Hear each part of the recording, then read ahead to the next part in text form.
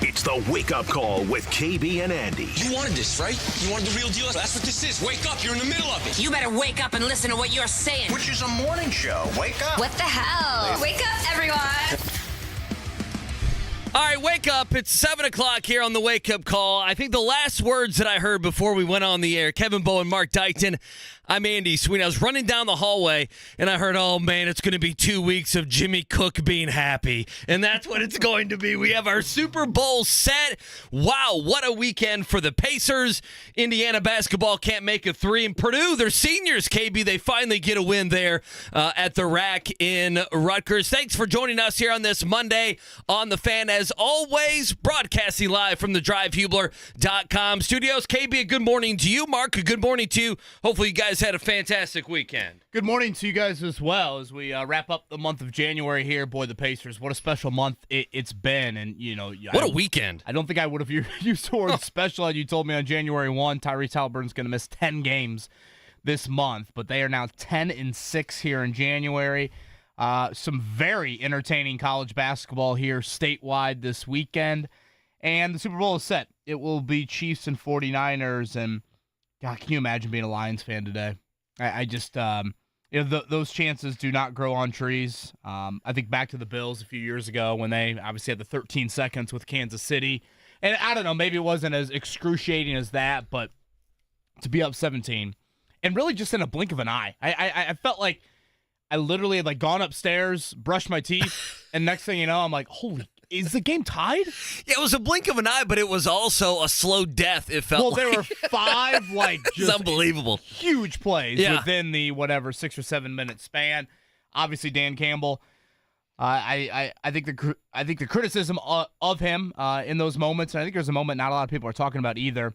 I think are very fair. So we'll certainly get to that today. And boy, Patrick Mahomes does it again. And what an effort I think by the Chiefs defense. We probably won't focus on it as much as we should, but to make Lamar Jackson look like that, to totally stymie and neutralize. And Andy, I don't know about you. I thought the Chiefs sent a message from the opening snap. We're going to defer.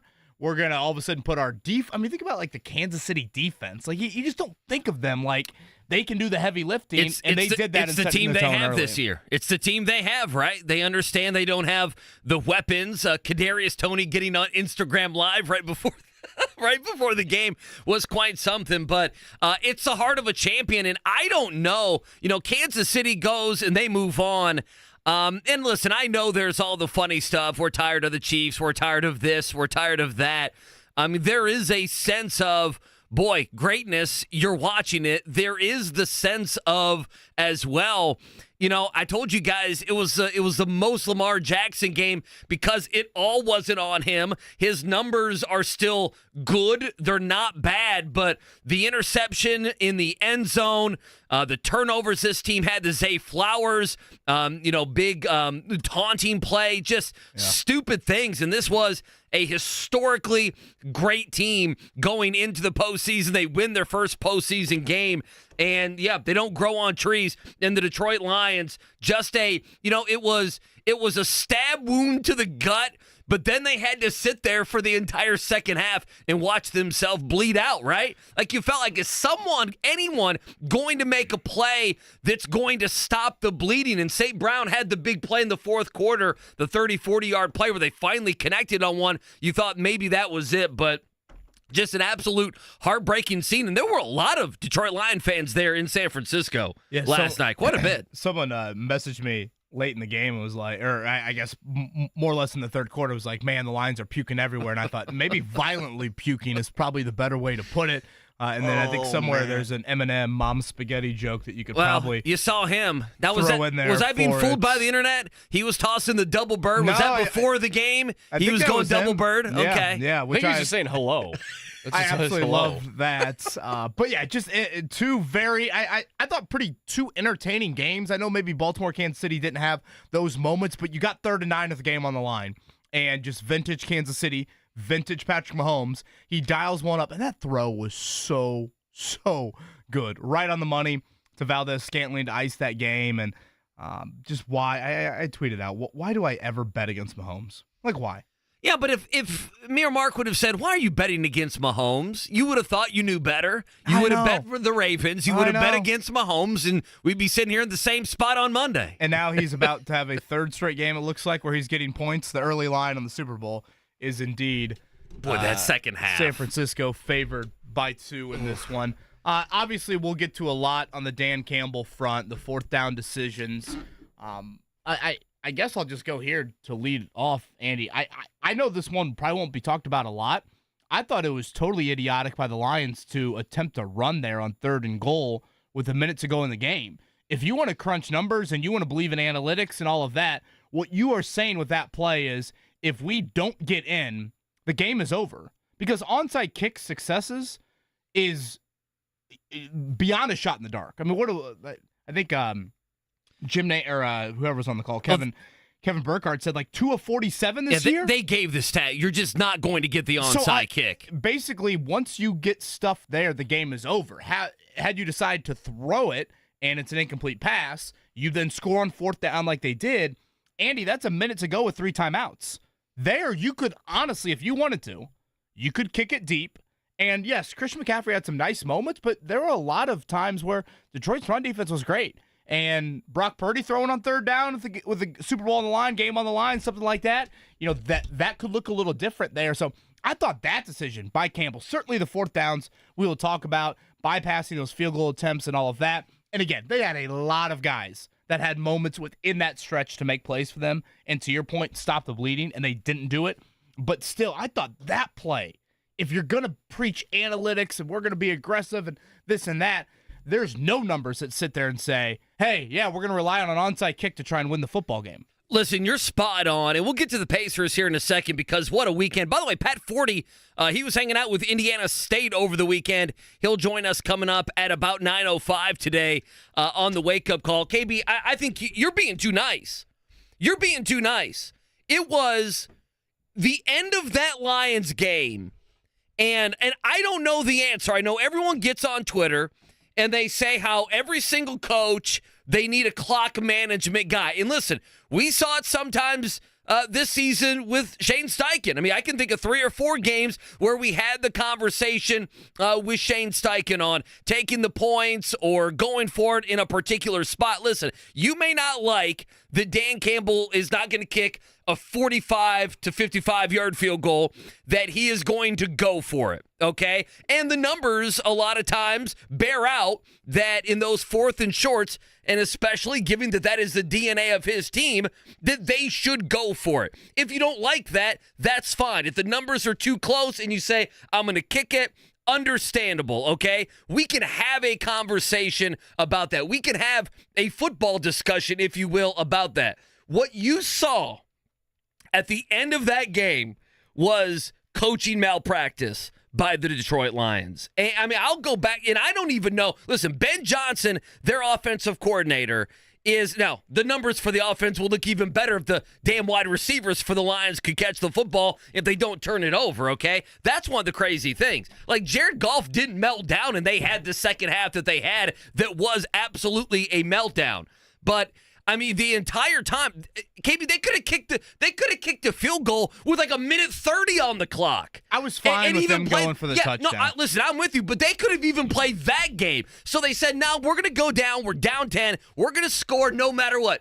Okay, we're going for this touchdown. Understandable. And then running it on 3rd down and not running. I mean, if you're going to go for it on 4th down, that's fine. But don't call the timeout or run the field goal kicker on. It'll take 7, 8, 9 seconds and kick the field goal. But to waste that timeout, to burn that timeout, I think Greg Olsen tried to bring that up during the game, and I don't know if he just got overpowered because it's the moment and everything else. But when you do that, now it's all up to an onside kick. And like you said, the chance of you getting an onside kick in the NFL is squarely under 5%. If you're playing the numbers, it is the low-budget play that you can have. I can't believe. I wish I knew if that was on Campbell or Ben Johnson. And what Campbell can override him. Sure, I just wish I knew Campbell what the conversation was and there. Says to Ben Johnson, we cannot be tackled in bounds right now. Like so run plays are gone. We cannot afford any sort of risk there. with that. I probably had more of an issue on the 2 fourth downs because they bypassed field goals on 2 separate occasions. I had more of the issue on the first one. To me, context matters. Context matters so much when you're discussing amount of aggression, how often you go for 4th downs, all of that. A week 5 4th and 3 against Mark's Bears is not the same thing as a conference championship 4th and 3. Week 20, what is it? Week 21? Where are we at? What are we even in? Well, the game's 24-10. What you're talking about, it's 24-10. You're the beginning of the third quarter.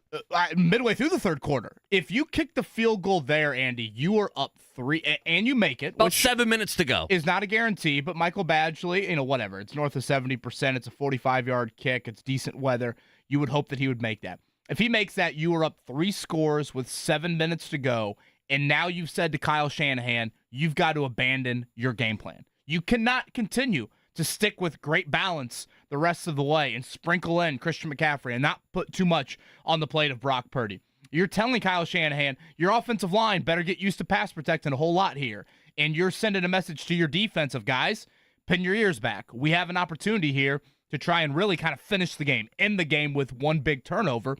And you put San Francisco in a position, Andy, they haven't been in all year. How many times do you think San Francisco's been down 17 midway through the third quarter? Well, they've had the second half, fourth quarter, that if they're down, they've won one time. Exactly. Yeah, so, they don't win games. To me, this is where all the context matters. Yes, Dan Campbell, uber aggressive head coach. A lot of that I like. A lot of that I agree with. But context, opponent, score, time, all of that matters. I hate the people out there that are like, no. You got here because you were aggressive. You got to go down fighting this and that. I could not disagree with that more. There is so much that goes into these sorts of situations. It's a week-to-week league. Personnel dictates so much. Again, if you go up 17 there, because even if you would have scored a touchdown, it's still a 3-possession game. So in my opinion, it's all about stretching it to 3. Get to that third possession, because when you do that, midway through the third quarter, you say to San Francisco, guys, throw out the game plan that you prepped all week for. That is gone. You've got to now do things out of ordinary to try and get back in this game. And I thought that was the biggest mistake that Campbell made there on the first field goal attempt. Yeah, so for people that went to sleep, that fell asleep, maybe you're up early this morning, you haven't seen it. Again, it's a 24-10 game. They go for it on 4th down. And then the Niners just score, 1, 2, 3, 4, 5 possessions in a row. Every possession of the second half, the Niners score. And then, there's little plays, they go for it on that first, they're up 14 on the Lions, and they go for it, and they don't get it. This is what KB's talking about. San Francisco comes back, they score a touchdown. All right, it's 24-17, still got a lead. You can understand that the ship is starting to be wobbly. Well, the whole place is rocking. Boom, the first play, Detroit fumbles. Yeah, Goff and Gibbs run into each other. Gibbs, lays it down on the turf. Another touchdown. Now it's tied. And then a play that will never be talked about. It's 24-24. The Lions go 3 and out. And their punter, bless his heart, I need to look up his name. Jake Fox, has the absolute punt of all punts. Mm-hmm. He has a 75-yard punt. It's perfect. It literally hits at the 2-yard line. And the Lions guy, basically catches it and has his feet in the end zone. And so you got to bring it out on the touchback there. And again, it goes into the sloppy play, because if that's week 5 against Mark Dayton's Chicago Bears, they probably make that play. And now it's 1st and 10. Slander I've heard in this segment. Well, KB went with it, so I'm going with it. I was done after the first one, to be fair, Mark. And then obviously, they also had a missed sack of Purdy. They had him swallowed up on about 3 down times on one of the first possessions there as things were starting to snowball. But yeah, I cannot get behind it, in particular the first attempt. The second one, when you're down 3, the field goal would have been a little bit longer. Listening to Campbell's rationale after the game of, if you give it back there to San Francisco and you don't have the lead, they can really bleed the clock. I could maybe understand that one. But for me, if you're going to talk about Campbell and you're going to talk about criticisms today, it's bypassing the first field goal attempt. And more than anything, it's running it on 3rd and goal there with a minute to go. Because at that point, such a bad play call. If we get stopped here, the game is over. If you throw it with 3 timeouts, great time management in the second half, not to use any of those timeouts, Andy, you've got a legit chance to still win that football game, or at least send it into overtime there. So obviously plenty of that conversation we will get to throughout the show. Coming up at 9 o'clock, Pat Forde. He was actually over in Terre Haute this weekend. We talked about it at the start. Some extremely entertaining moments college basketball-wise. Got a little Hinkle Magic on Saturday afternoon. That was a pretty good game to give away some tickets to. It was a good game. Double OT. That's all I thought. I hope the people that we gave tickets to went to the game. What a game. Outstanding comeback there late. Awful start for Butler. Huge comeback. They get a much-needed one. Indiana, I guess we're in the moral victory of let's clap our hands, and Xavier Johnson was good for 30-some minutes, and then all of a sudden, the final minute, it was not good at all for Indiana and trying to steal one on the road. So they continue to be really just a very poor basketball team when you look at preseason expectations and where they're at now. With one more game to go in January, tomorrow night, it'll be Iowa and Purdue. Winning in different ways. We've talked about it before. And in the rack, the first time that senior class has won there. Big first-half lead, and then they hold on to beat Rutgers there. Was that 3 straight on the road now since they dropped a couple? It is, and that senior class finally gets the win at Rutgers. And we've talked about, you especially talked about Purdue winning in different ways. This was yet another way. You get the lead, you're on the road, you double digits, it's feeling good. Wait a minute, now it's a big game. And then, in the final minutes, pulling away yet again for a second time. That was, I say, a nice win. I don't know. Purdue fans are probably not happy the way they played for stretches of that second half, but it's a road win. That was a game you very well could have lost, and you didn't. And now what a week for them. They get the rematch with Northwestern on Wednesday, and then, Andy, as we look ahead to Sunday, that is Purdue at Wisconsin. And right now, if you look at the Big Ten standings, where things are, those two teams, Illinois, I think, lurking a little bit, but again, Purdue's already beaten them earlier this year. Just a huge one for the Big Ten the rest of the way with that. Plenty of Pacers conversation. Sounds like Tyrese Haliburton going to get back to practice today. Again, tomorrow, nationally televised in Boston. The Celtics do play tonight. I am curious how Boston might handle their lineup tonight. Versus they're going to handle like Philly did over the weekend tomorrow night. Doesn't the NBA, aren't they saying, rest the guys for the non-nationally televised? Yeah, again. So you rest them tonight? Yeah, over the weekend, the Sixers rested everyone for their nationally televised game against the Denver Nuggets. Yeah, no Embiid. Yeah, no Maxey, no Embiid, no Tobias Harris. This is fantastic. But what a weekend for the Pacers. Certainly Friday night, one of the games of the year. Then yesterday, at times I was flipping back and forth. I'm like, wait a minute, why am I flipping back and forth? I don't know any of these Memphis Grizzlies players at all. Benedict Mathurin, outstanding. And the Pacers made enough plays late to stretch that win streak to 3 games. Good Monday morning to you. Thank you for spending it with us. It is the Wake Up Call with KB and Andy right here on 93.5, 107.5, The Fan. The Ride with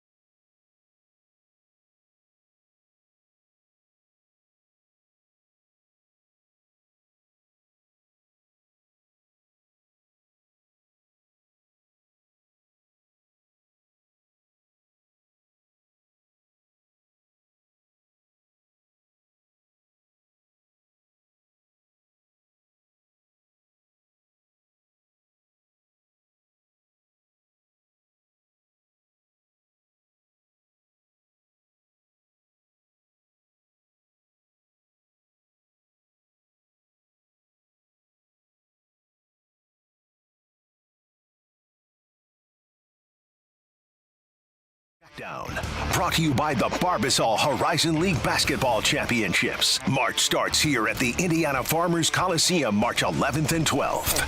All right, time for your morning checkdown. Reminder, Pat Forde going to join us coming up in the 9 o'clock hour. We'll get to our GOATs of the weekend in about an hour or so. Let's wrap things up in the NFL, and then we'll move on to the Pacers in a busy week of college basketball. It will be Niners and Chiefs in the Super Bowl in a couple weeks, 6:30 on CBS. Now, that spread opened at about 3, KB. It's down to 1 in some places, so people immediately jumped on, hey, I get the Kansas City Chiefs, Andy Reid and Pat Mahomes with a field goal, I'll go ahead and take it. So that's kind of the news over the last 20 hours or so, maybe not even that 15 hours or so, but obviously the two big games, Chiefs over the Ravens, 17-10 last night. Lions, that big 17-point lead, they gave it up. They lose to the Niners 34-31, and we've talked about the fourth down decisions there with Dan Campbell. Here's what he had to say post-game. I just felt really good about us converting and getting our momentum and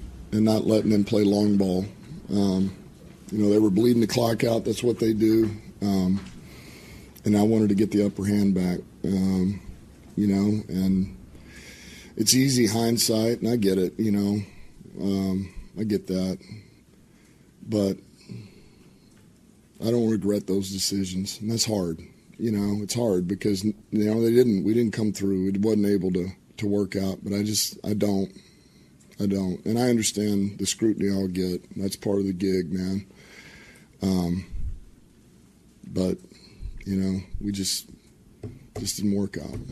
Specifically there, I think he was referencing the second bypassing of the field goal. They were down 3, was that right? When they elected to go for the fourth down there the second time around. That was the question that he was asked there. Plenty to get to there, and boy, that Baltimore game. To think that Zay Flowers, how about the taunting penalty and standing over and I guess pushing down Ladarius Sneed, the guy that punched the ball out on the goal line, was Ladarius Sneed on Zay Flowers there. So I guess if you believe in karma, you got it. So did you say CBS? That means I got to do Romo CBS, and Nance? baby. You got Romo and Nance. Lord, do you see everyone crying for Greg Olsen yesterday? I think Olsen's outstanding. Yeah, because Olsen's outstanding, but you know who's coming. The GOAT. Tom Brady's coming next year, so Olsen will get bumped down to the 2 spot there, right? Is that the GOAT playing in the Super Bowl, number 15 for the Chiefs? Well, this is the original GOAT. This is one of the original GOATs. I suggested, if they really bump Olsen for Tom Brady next year with Kevin Burkhardt, maybe Olsen can jump to CBS and take over for Tony Romo because he's terrible at his job, and have Nance and Olsen. I actually was kind of hoping for just Collinsworth exit, and then you'd get Olsen over on NBC with Tirico. I mean, I like that too. I don't mind Collinsworth as much. Tony Romo is just, he's bad. Speaking of bad, the opposite would be the Indiana Pacers here in the month of January. 10-6 in a brutal, brutal month. They win on Friday night. Boy, I feel like we've had these Mondays, Andy, where we come back. There's been 2 Pacers games, and just some wild games. Devin Booker goes off for 62 on Friday night. The Pacers, though, despite giving up 80, they come back and beat the Suns. The final possession literally looked like one team trying and one team not. I tweeted out right after Obi Toppin put it back in, and the Pacers won that game. There's just something to be said for pure effort. And if you watch that final play and the amount of offensive rebounds the Pacers created there for the game winner, that is exactly what it was. How about Toppin?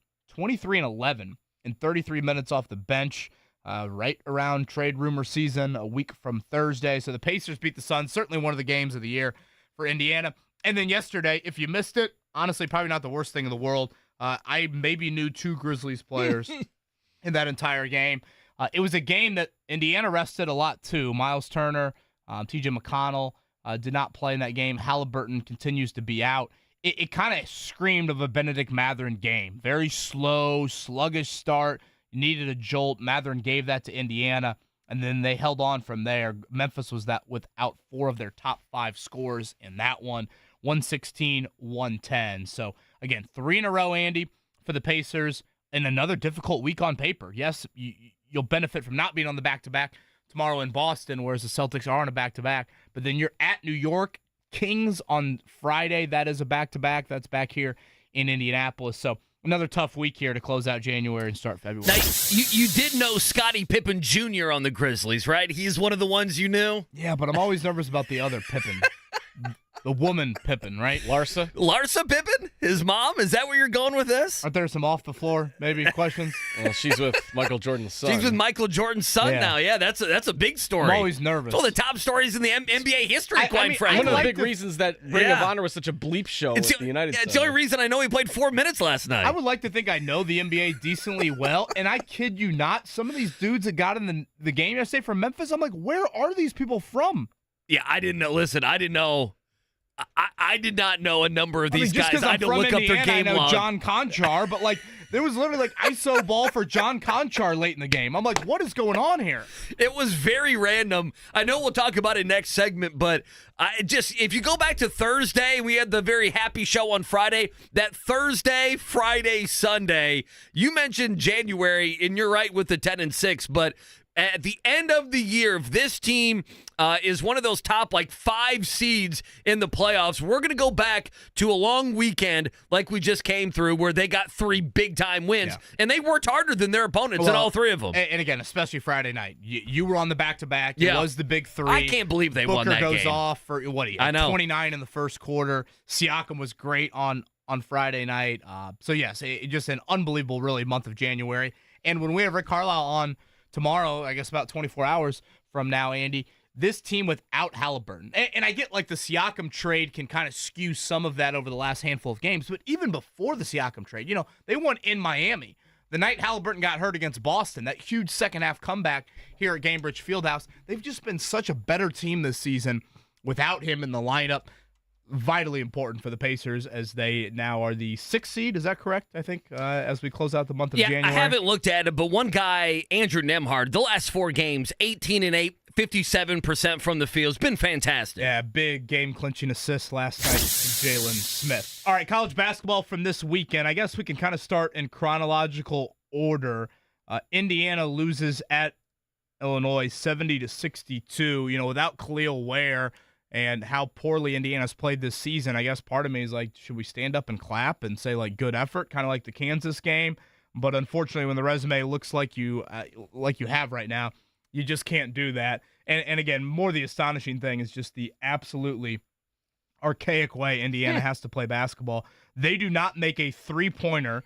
They are 12 of 22 from the foul line. The State University of Indiana. Well, they've had the same issue all season, so at least they've been consistent. Indiana State leads college basketball in 3-point shooting, correct? Oh, do they? Yeah, they might after Saturday. I'll look it up. Who leads college basketball? Is from Bloomington to Terre my goodness. Haute, maybe that might be needed. And Purdue, can shoot the 3 ball as well. They've been known to do that this season. First time Indiana hasn't made a 3 since 2010. Bobby Capobianco and Jeremiah Rivers in the starting lineup for that game. Xavier Johnson, again, a lot of very positive minutes. It was good Xavier for quite some time, but he missed 2 free throws to try to tie the game with 40 seconds to go, and Illinois made all the plays there in the final 30 seconds. So Indiana loses in Champaign. At the same time that was going on, how about Butler? You talk about a little Hinkle magic. They come back, beat Villanova in double OT, 88-81. They were down 15-2 at one point, missed their first 10 shots of the field. Andy, we talked about it with Thad Mata on Friday. Butler's got to pluck some of these if they want to create more of that NCAA tournament resume.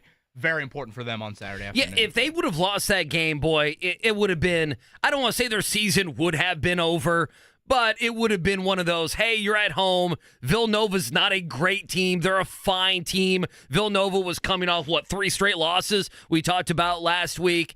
And to come back and to win that game, I watched large portions of that game. Thad Mata was feeling himself, too. You got some claps. You got some let's goes. Yeah, you got some let's goes on the bench from Thad. I know he told us he didn't pay attention to the bubble, but he knows full well what that meant. Speaking of the bubble, Indiana State in OT, they stave off Bradley 95-86. First sellout since 2019 for them when they were honoring the 1979 national runner-up.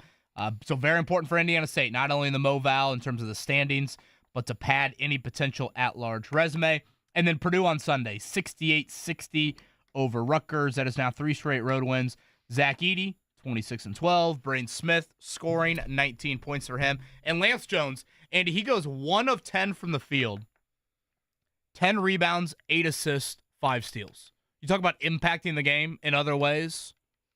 And boy, if you're Indiana and you look at the top of the Big Ten and you look at some transfers that have impacted those teams, do you think that couldn't be a benefit to Mike Woodson's bunch? I think Indiana fans are just done.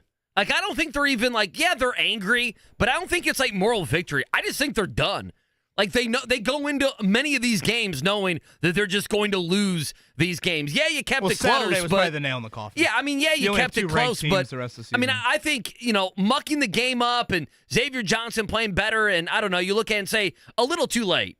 Like, that's how a lot of Indiana buddies that I have, like, they're not angry anymore. They're not giving hot takes anymore. They're just ready for the season to be over. It's not even February yet. They're just ready for the season to be over. That's how I view it too. That's how I view it. What an awful feeling. I mean, it is. I mean, it's great for Purdue, by the way. Braden Smith got off the schneid. Zach Edey, 2,000 points, 1,000 rebounds. They talked about that post-game. Jones is disastrous. I mean, doesn't make a three, has all the assists, has the rebounds. Good weekend for the Purdue. Purdue. Coming up, Indiana hosting Iowa tomorrow night. Purdue hosting Northwestern on Wednesday. Don't need to stay up late for either of those. 7 o'clock for Indiana, Purdue Northwestern, 6:30. And again, Purdue and Wisconsin coming up on Sunday. That is a huge one when you look at the Big Ten standings. All right, on the other side, we'll get more to the Pacers and also double back on conference championship weekend. What were the differences in San Francisco and Kansas City getting it done? We'll chat about that on the other side. The Pacers hit the road to face the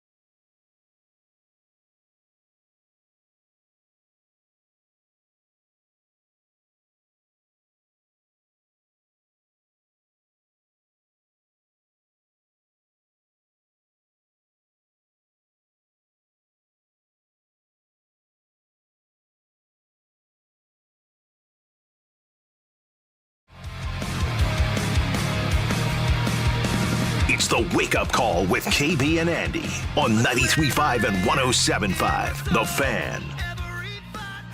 Coming up in about an hour, we'll give our GOATs of the weekend. Interesting to see where the guys will go with that. Pat Forde, Sports Illustrated. He was hanging out with Indiana State this weekend. He'll join us coming up at the 9 o'clock hour. I love those Indiana State jerseys, by the way. Yeah, I do. I do love the Indiana State jerseys.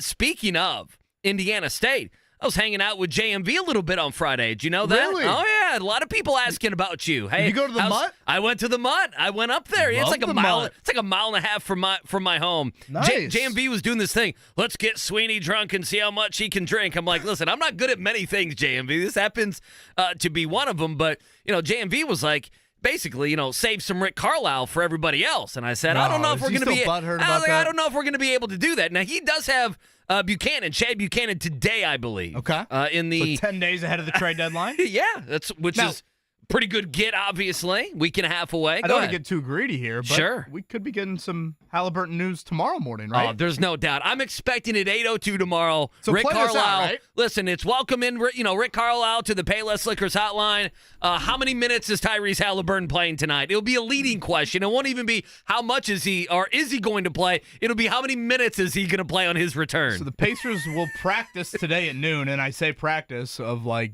teams in the NBA just don't practice very often and he's anymore. Supposed to practice. And so, the thought is he will practice today after not playing yesterday, and then they will board a flight to Boston later today. Again, tomorrow night, 7:30. That is the lone scheduled nationally televised game of the year. I obviously, they played the in-season tournament game, so this was the one at the start of the season that Haliburton had kind of circled on the calendar. So not only an injury update potentially on Haliburton, but Miles Turner as well. Back spasms for him. He did not play yesterday. It almost had the feel yesterday, and I didn't want to read too much into it, but like when Memphis is 8 guys on the inactive list, I think they had 4 of their top 5 scorers out. It was like, oh, okay, let's not rush anybody either. Miles, okay, you just sit down. Tyrese, we do not need to force the issue here whatsoever. And again, I thought Matherin set the tone early on. It was a very rocky, kind of an ugly start to the game. I was flipping back and forth like, man, I should just focus on the AFC Championship game a little bit more. But then Matherin provided that big spark in the second quarter, and the Pacers made enough plays there down the stretch to stave off a Memphis team that you had to have the program handy to know who was in the game. Yeah, I know this is the wrong way, and Carlisle would hate the thought that this is how people view it, but when they won Thursday and then they won Friday, it was kind of one of those things where you knew Haliburton wasn't playing on Sunday. Like if you thought maybe, okay, because, last week we found out he wasn't going to play 3 games. Well, Memphis was the 4th game, right? So Memphis, he very well last night could have been back. But once you win over Philly and Phoenix, doesn't it just mean that, hey, and I know that, again, I know with the Miles Turner, the back spasms and everything else, we'll see how everything looks on Tuesday, but it really did feel like hey, we can play, we can play, Memphis is playing nobody. We can easily play some of our backups and some of the guys that are part-time starters, and we can go win this game, and that's exactly what they did. And I said this, and I mean it. I just, sometimes there are little runs that matter more than others. You mentioned context, right? When we were talking about the Lions and Niners, the first 4th down, when it's 24-10, the Dan Campbell decided, I'm not going to kick the field goal. I'm not going to go up, and of course the field goal could have missed. I'm not going to go up 3 scores. Context mattered to you. That was your conversation. To me, there was a lot of context with last night that you had, in this weekend, I should say, that this weekend we could have limped in here with this team being 1 game over 500, not knowing when the next time Tyrese Haliburton was going to play, with Boston and New York coming up on the schedule, not in a back-to-back, but in a Tuesday, Thursday on the road. So, yes, I know it's just a weekend, a Thursday, Friday, Sunday. I know one of the games was Memphis. I get all of that. But this 3-game stretch, boy, they flipped things a little bit, and they outworked their opponent. And to me, this little stretch, I was expecting, quite frankly, KB, without Haliburton and then some of the injuries that they had on Sunday, I was expecting coming in here, this team being 24-23, 25-22, probably. And that's not the case at all. Context matters, and the context this weekend is the Pacers played their ass off, and they got 3 big wins. They really did. And I think the play their ass off comment is exactly the way to describe Friday night. I just thought they were obviously nowhere near the talent level of Phoenix in that game. It's one of the greatest individual performances you'll ever see in what Devin Booker did to them. But they just outworked and out-hustled Phoenix for 48 minutes. And I know it sounds so cliche, and it sounds a bit just elementary to even say that, but just watch the final possession. Watch Obi Toppin's offensive putback to, which was the eventual game winner there. It is simply just effort and hustle. And, there was part of me where at the start of the season, one of the reasons why I was so bullish on the Pacers, being over 45 wins and being a 5 or 6 seed was I thought their depth, and I just frankly think they have a lot of basketball players that just get it. And when things get tough and it's a back-to-back and, there's reasons to whatever, maybe half-ass it here, half-ass it there, I don't think the Pacers have a lot of guys that do that compared to most NBA teams, to be frank with you. And if you watch some of those plays that got Indiana back in that game on Friday night, it was those sorts of hustle plays. The Aaron Nesmiths of the world, and, Toppin was tremendous off the bench. Nembhard is a guy that brings it on both ends of the floor. That was absolutely vital because you had to do something to offset, Devin Booker with the most points ever from an opponent here in Indianapolis. That was one of the wins of the year. And it was unfortunate that we didn't have a show right after it to really give it the amount of attention that it deserved. But that was certainly it. And again, this month, Andy, 10-6. And even if they lose tomorrow night in Boston, which you do have the advantage of Boston. By the way, Boston only scored 96, I saw on Saturday night with their normal starters in there. Boston will be on a back-to-back. They've got the Pelicans tonight. The fact that you will have gone potentially 10-7 or 11-6 in this month where Haliburton has missed the entire month. And think about it. You've played Milwaukee, 2 times this month, Boston another couple of times. You had the first West Coast trip of the year. Then you return from the West Coast trip, and you get Denver and Phoenix in that very week. You just played Philly as well. And if I think back to those games, Andy, I don't remember very many load management, if any, moments from those teams either. No. Philly was playing Embiid. Denver had its normal crew. Phoenix had the big 3 in both of those matchups. Yep. Giannis played in those Milwaukee games. Embiid played against you and not Denver. Right. So you not only drew the short straw and maybe schedule of just frankly opponent, but also the availability for many of those teams. Just a great month. Great month and needed, I think, as well when you had some squandered opportunities back in November. 2 things on the Friday night, and I should have went and pulled this sound. The very last possession, or when Obi Toppin gets the putback. How many offensive rebounds were there? Quinn, 3? Quinn Buckner is he was fantastic in that call, KB. He was he was just making the noise, but it's the noise that everyone, if you were in the stadium or if you were at home, because Siakam had the play right at the rim, right? And then you had the tip out, and then the ball leaks out to Obi Toppin. English and body language, Quinn Buckner was doing that. And then for me, it had to be one of the top, 2, 3, 4 nights in Cambridge this season already, probably top 2 or 3. There was on the Obi putback. I don't know why. It's just things you remember. On the Obi putback, there were 2 guys, 2 buddies, okay? Like if all of us were at a game here sitting next to each other, there were 2 buddies sitting next to each other that had the tall boys. What are they, the 24-ounce Modelo's? Are they 16 or are they 24 that they sell at the stadium? Doesn't matter. If you're getting a 24, you need to let me know where that concourse is, because that's the perfect beer for the fourth quarter. You're exactly right. Yeah, because eventually they stopped selling. But they had the 16-ounce Modelo's, and both of them are losing their minds, holding their beers in the air on the Obi Toppin putback. And I thought, those are some dudes having a damn good Friday night on, and I even tweeted it Saturday. I still don't. I sit here today on Monday, not totally sure how the Pacers got that win over Phoenix. An unlikely win with what they did not have. And like you said, the Suns they're playing everybody. Beal's in, Bradley's in, and Booker scoring 60 points. And I'm very confused a week from Thursday what's going to happen. Like, Obi Toppin and Buddy Hield, the 2 most popular names we've talked about in regards to the trade deadline, considering both of them are in contract years. Andy, they're almost going in 2 different directions. Like, Buddy's been incredibly quiet here as of late. And maybe it's just, whatever, a little 7-day shooting slump-ish, if you want to call it that. But when you've really needed him, he hasn't been there.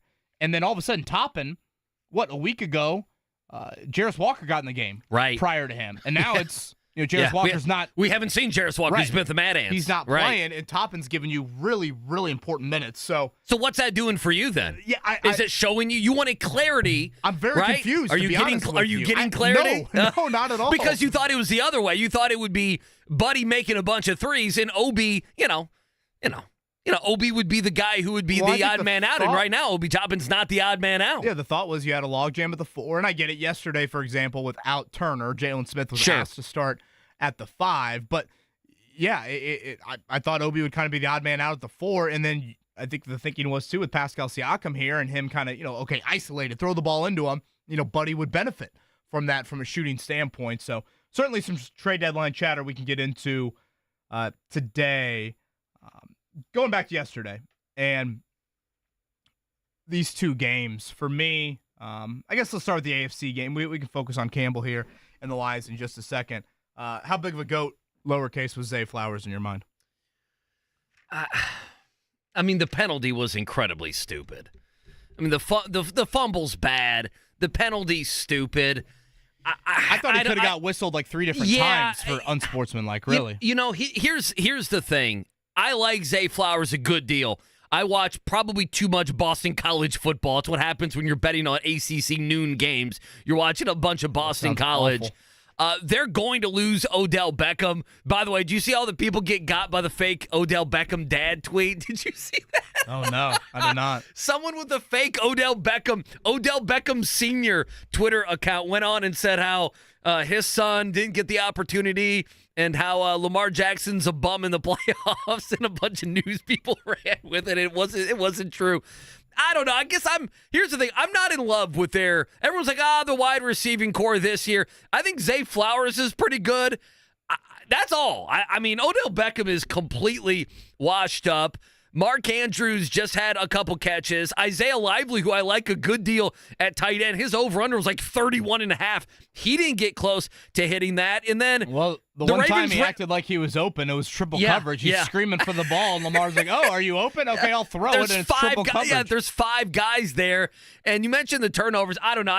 6 times the running backs got a rush attempt yesterday. That's not how they win. Just overall, I would say not even a Lamar thing. The way the Ravens play, I thought offensively they choked as as the entire game went. And, someone was making a good point this morning, and they're right.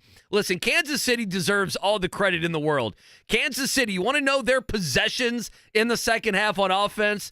3-and-out punt, 8-and-out punt after a 3-and-out, possession 4, punt, possession 5, punt, possession 6, they have the big pass to Scantling that ends up winning the game. They don't score there. They run out the clock. They didn't do anything. Baltimore had 9 million chances. There's games where you can feel bad for a team.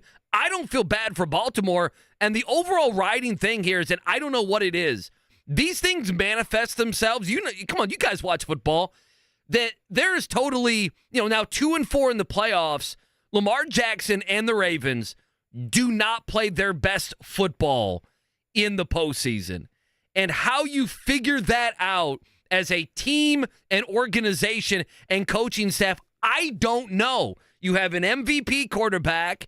You have a great defense. You love your new offensive coordinator. John Harbaugh is one of the top 2, 3, 4, 5 coaches in the entire NFL. But more than not, you've got to the postseason, and the Ravens remind me in some ways a little bit of the Dallas Cowboys. How it kind of manifests itself that when the Cowboys get to the postseason, we wait for the other shoe to drop. That's a little bit on how I feel about the Baltimore Ravens. It really is. And honestly, I thought Baltimore just kind of wilted in the moment. And by that, I mean this.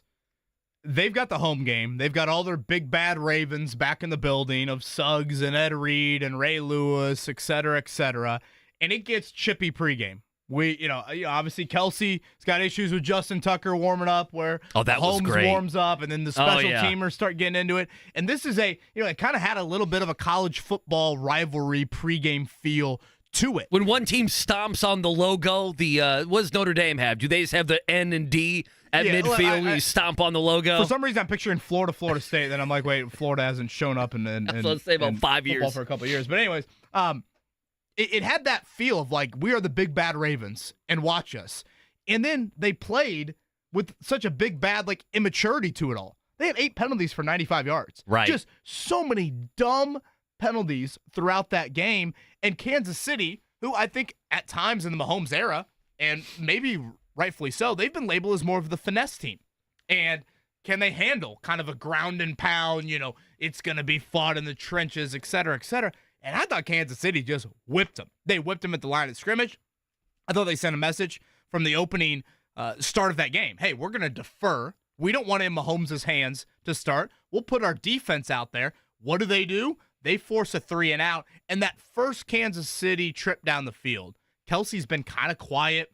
Then all of a sudden, again, he's the one chirping pregame a little bit. He converts the big 4th down and then the touchdown. And I thought that just completely he was great. He was great. Completely set the tone from there. And Flowers, I get that he's a rookie, and he's had some very big moments for Baltimore this season, but just such a boneheaded penalty after that. And as I said earlier, Ladarius Sneed, the fact that he's the one that was taunted against on that play, he comes back, and what a huge punch out there for that ball on the goal line. Just a tremendous turn of events there. And it just seems like Kansas City always makes a play. Death taxes in Kansas City. Like 3rd and 9, I'm sitting there watching it thinking, why do I feel like there's a 90% chance that Chiefs are going to convert this? That they're going to get it. Does it make you sick? Because this is the other thing. It does make me sick because it's jealousy. It's not of course it's jealousy. I think, of course. I think watching the Patriots seal those games in very similar fashion, it was hatred and venom, at least in this market. I think when you watch the Chiefs, why should I hate Mahomes? What has Patrick Mahomes ever done to me should hate him? I mean, I'm with you, but last Monday you walked in and you said, I'm tired of the Chiefs. Right. And now you're bending the knee. I'm jealous. I know. Well, listen, aren't we all? It's not like Mahomes has got a funny you don't voice. You don't have the Brady venom, which is totally understandable. He's in a lot of commercials, and he seems like he's really good at golf. I'm just jealous of the dude. I'm just jealous of, in that moment, they don't throw to Kelsey. Right. They don't even go to Rashid Rice. Scanley's been terrible. He's been dropping passes all season. And he's been a dog. All of a sudden, it's like, oh, there's some interior pressure. Oh, boy, Mahomes is chucking it down the field. There's no way this is complete. Boom. Game over. Roquan Smith had the big penalty down the stretch. Oh, no, and then you got the 12 men on the smooch. field exiting the timeout. So they cut it to what, 7, right? After the field goal, Tucker makes the field goal. Yeah, 17-10. So all of a sudden, here they are. They get one stop, and they could have a chance with the ball. There's 12 men on the field exiting time. Again, this gets back to, I just thought Baltimore, they just couldn't handle the moment. That's what I'm saying. They all this bark and just not enough, disciplined bite, if you will, of all right, now it's 60 minutes of football. Let's keep our emotions in check. Sure, play with emotion, but keep those in check. And I didn't think they did that at all. You got the smooch after the game. Did you like that? The Kelsey Swift smooch? That'd be a big storyline, I'm sure. That? I was hoping for an Andy Reid smooch with after the game. Taylor. Well, she's going to be at the game. So have we all done the flights to Japan? Darren Ravel did this, and Mark, can you look that up? I know we're running late here, but Darren Ravel, the night before Taylor Swift has a concert. Has a concert in Japan. And apparently she can leave her concert in Japan right after and get in at about 4 or 5 o'clock to get ready for the Super Bowl. So we shall see. And listen, I mean this because I think the Ravens are chokers once they get into the postseason. That, you look at Forde the last 5 years, the only team to beat them and to kind of upset the apple cart, if you will, the Cincinnati Bengals and Joe Burrow. Right now, and Burrow's injured, man. Listen, Joe Burrow gets injured, okay? Joe Burrow, I feel like, is the only one that can handle the Kansas City stuff. Right now, the Ravens can't. The Bills can't. I don't think the Texans are there. And that's going to be, if you're Shane Steichen and company, that's the objective is, to be able to get into a fourth quarter with the Colts and not wilt. And like so many of these teams have wilted. Only Joe Burrow's been able to stand tall. He's the only one in the AFC. It is pretty wild that despite how dominant, how loaded the AFC is, we're always like, oh, the AFC is so dominant. It's always the Chiefs. same 4 teams the last 11 or 12 Super Bowls. It's like the Broncos, the Patriots, the Bucks, or no, the Chiefs and the Yeah, I mean, that's the about Bengals. it. That's it. No, yeah, I mean, that's it. That's it. The Dan Campbell issues for me, Ugh. there's one that's not being talked about enough. We'll touch on that on the other side. Pat Forde joins us at 9 o'clock. He was in Terre Haute for Indiana State's big win on Saturday. We'll talk a variety of college sports with him coming up at 9. Take advantage of zero funding fees.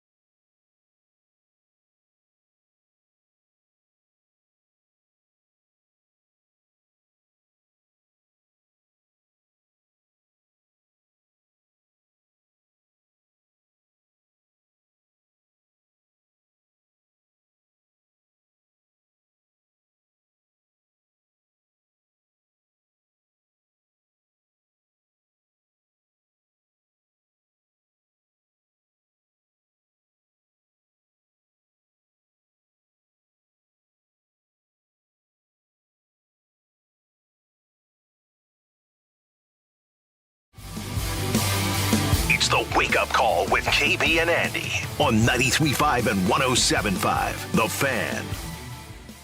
All right, 8 o'clock hour, hanging out with you. DriveHubler.com studios, KB and Andy. It is the wake-up call. Reminder, Pat Forde going to join us coming up at the top of the 9 o'clock hour. He was hanging out with little Indiana State basketball over the weekend. We'll give he'll give us, I should say, his thoughts on that, all the national college basketball, maybe a little Jimmy Harbaugh going to the NFL, and everything else. Our GOATs of the week coming up at 8:30. I got to be honest with you guys. I don't know who to make the GOAT. How do we not make that a repetitive segment with all the Dan Campbell, Lamar Jackson conversation? Well, you can go outside the NFL. I'm going to have to go like Andrew Nemhard or something like that on things that happened. I know I can go outside the NFL, I think I've but got an easy that and the lowercase Pacers. one. Oh, do you? Yeah. Okay. It's not NFL related. Is it Notre Dame basketball related? That was a tough one. How did Notre Dame do this weekend? I assume they lost? Boston College clipped us.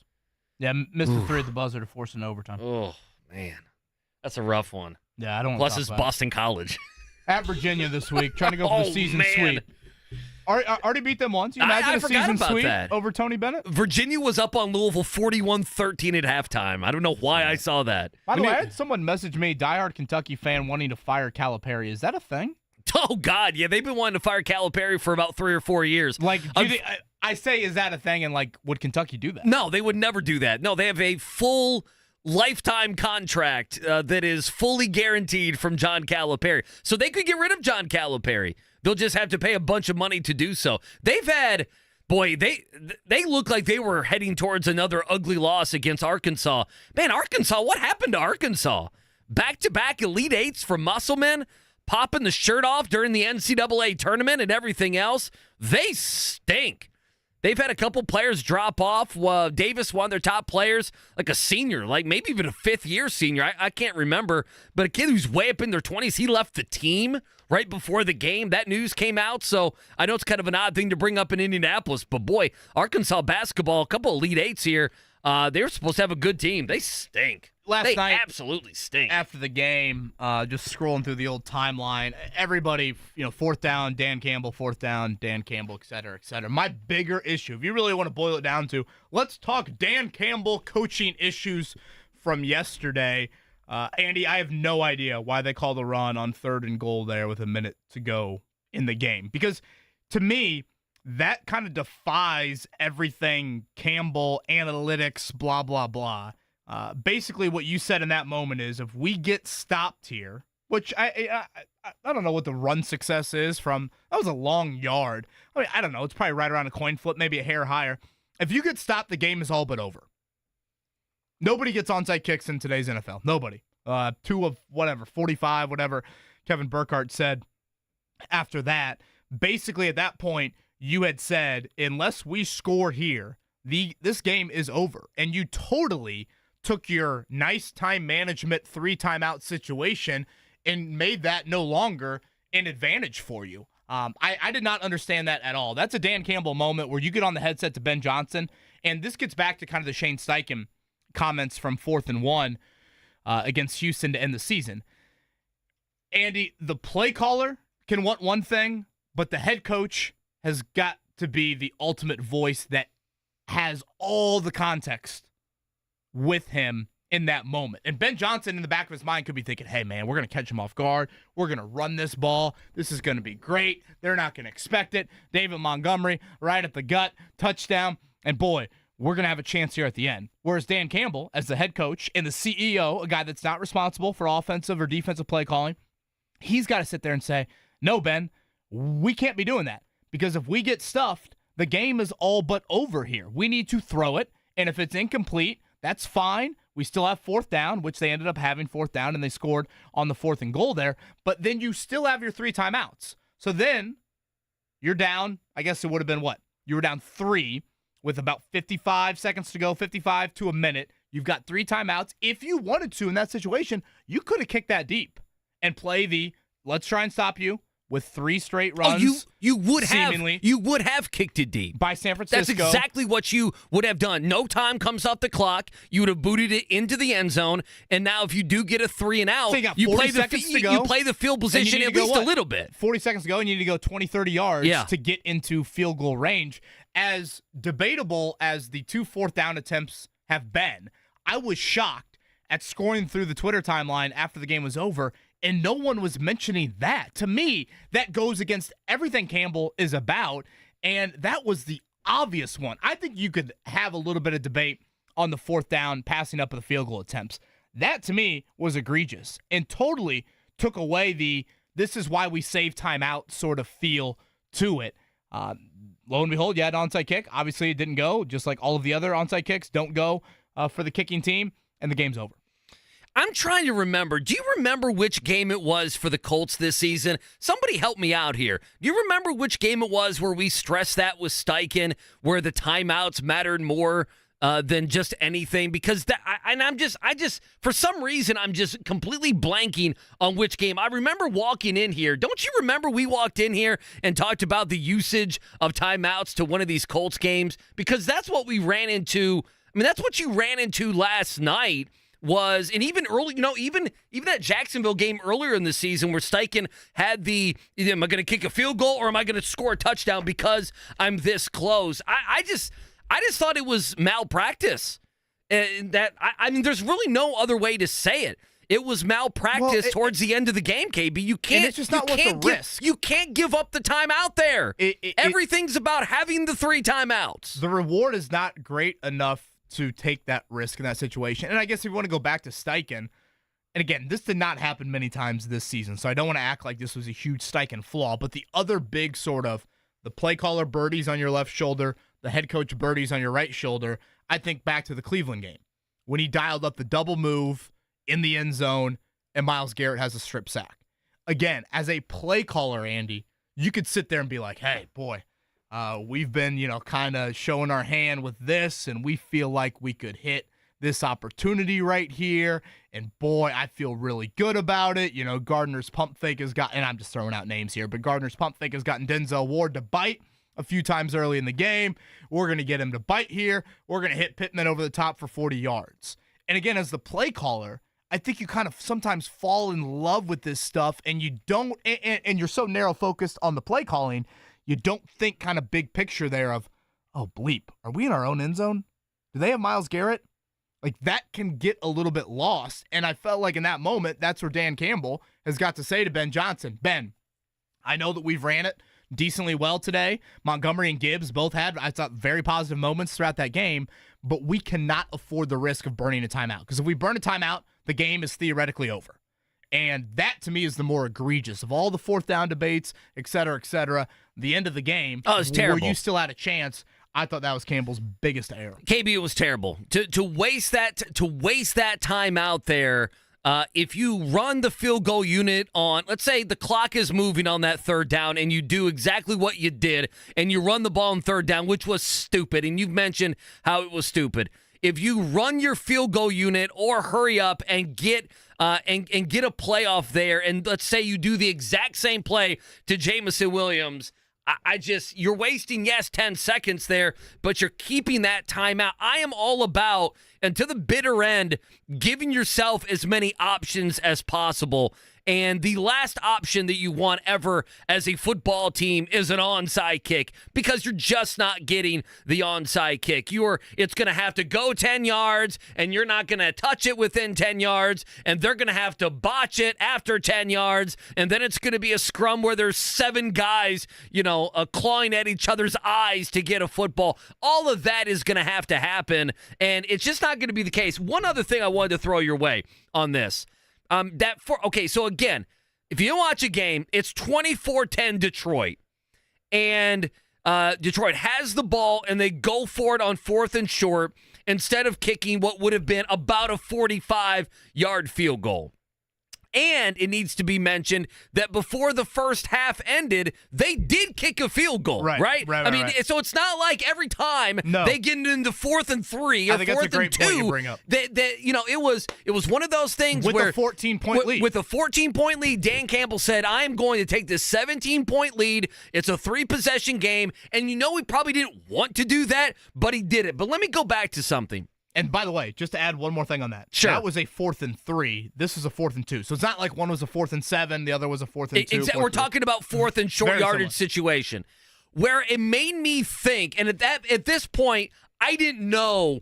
I wrote this down because I didn't know that, A, there was going to be the Detroit Lions losing their minds the entire second half. Fumbles, they misplayed that punt, and I didn't know as well, this would be B, I didn't know, KB, that they would have another fourth down, that second fourth down where they didn't kick it, where they decided to go for it, okay? So in real time, when I see this at about 7 minutes to go in the third quarter, I wrote down, if Shane Steichen had the exact same situation happen to him in a game, in a big playoff game, the Colts are in the playoffs next year, whatever it may be, what would we think?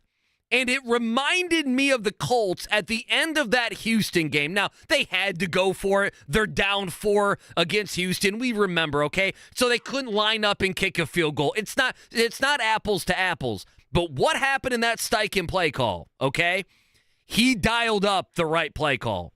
They didn't execute it. My only rebuttal about the first time that the Lions went for it on fourth down there in the midway part of the third quarter, and then things fell apart. Right after that, they all fell apart was Craig Reynolds dropped the pass. Well, they had a play called up. Craig Reynolds dropped the pass. That's where I would disagree, because if you want to go back to Steichen and call it the right play call, you're asking 2 of your backups to deliver in the biggest moment of the season. Yeah. So you bring risk and you bring pressure. And in that moment, he's asking, and if you just strictly want to look at the numbers, Jared Goff's completion percentage is what on the day? 60-something?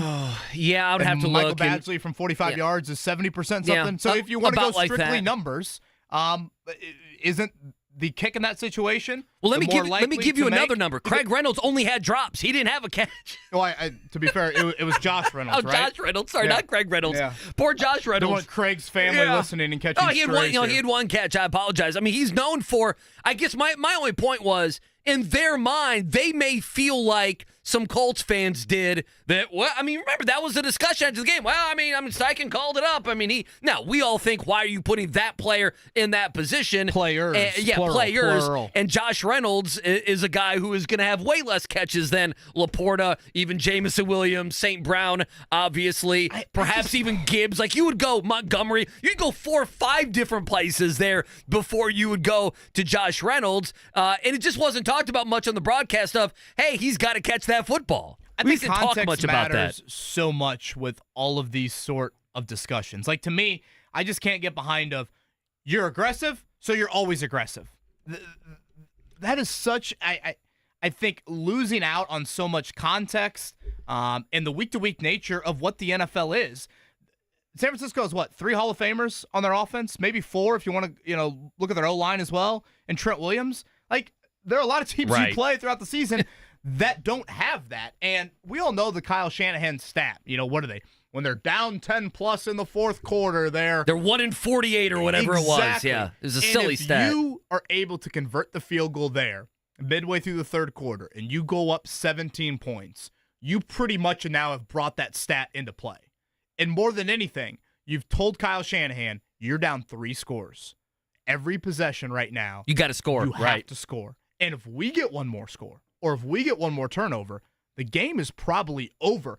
And a touchdown there would have still been 3 possessions. So I didn't consider the risk there. That to me, Andy, that wasn't like hey, if you kick the field goal, you go up 20 versus you get a touchdown, you're up 24. And now all of a sudden you're saying to them, hey, you need 3 touchdowns. Or you're up 13 or something like that. 3 2-point conversions. Yeah. Right. You would still have been at the 3 possession mark there.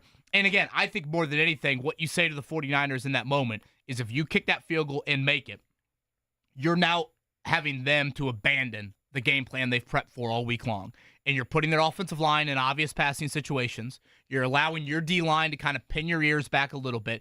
And now all of the game pressure's on them. Again, 1 punt, 1 turnover, 1 big penalty, and the game, in all likelihood, is over at that moment. So that's where I think the context of it all matters. It's midway through the third quarter. And for those out there that say, no, Dan Campbell's been aggressive all year long, he should continue to do that, you go down swinging, well, then why didn't you go for it at the end of the first half?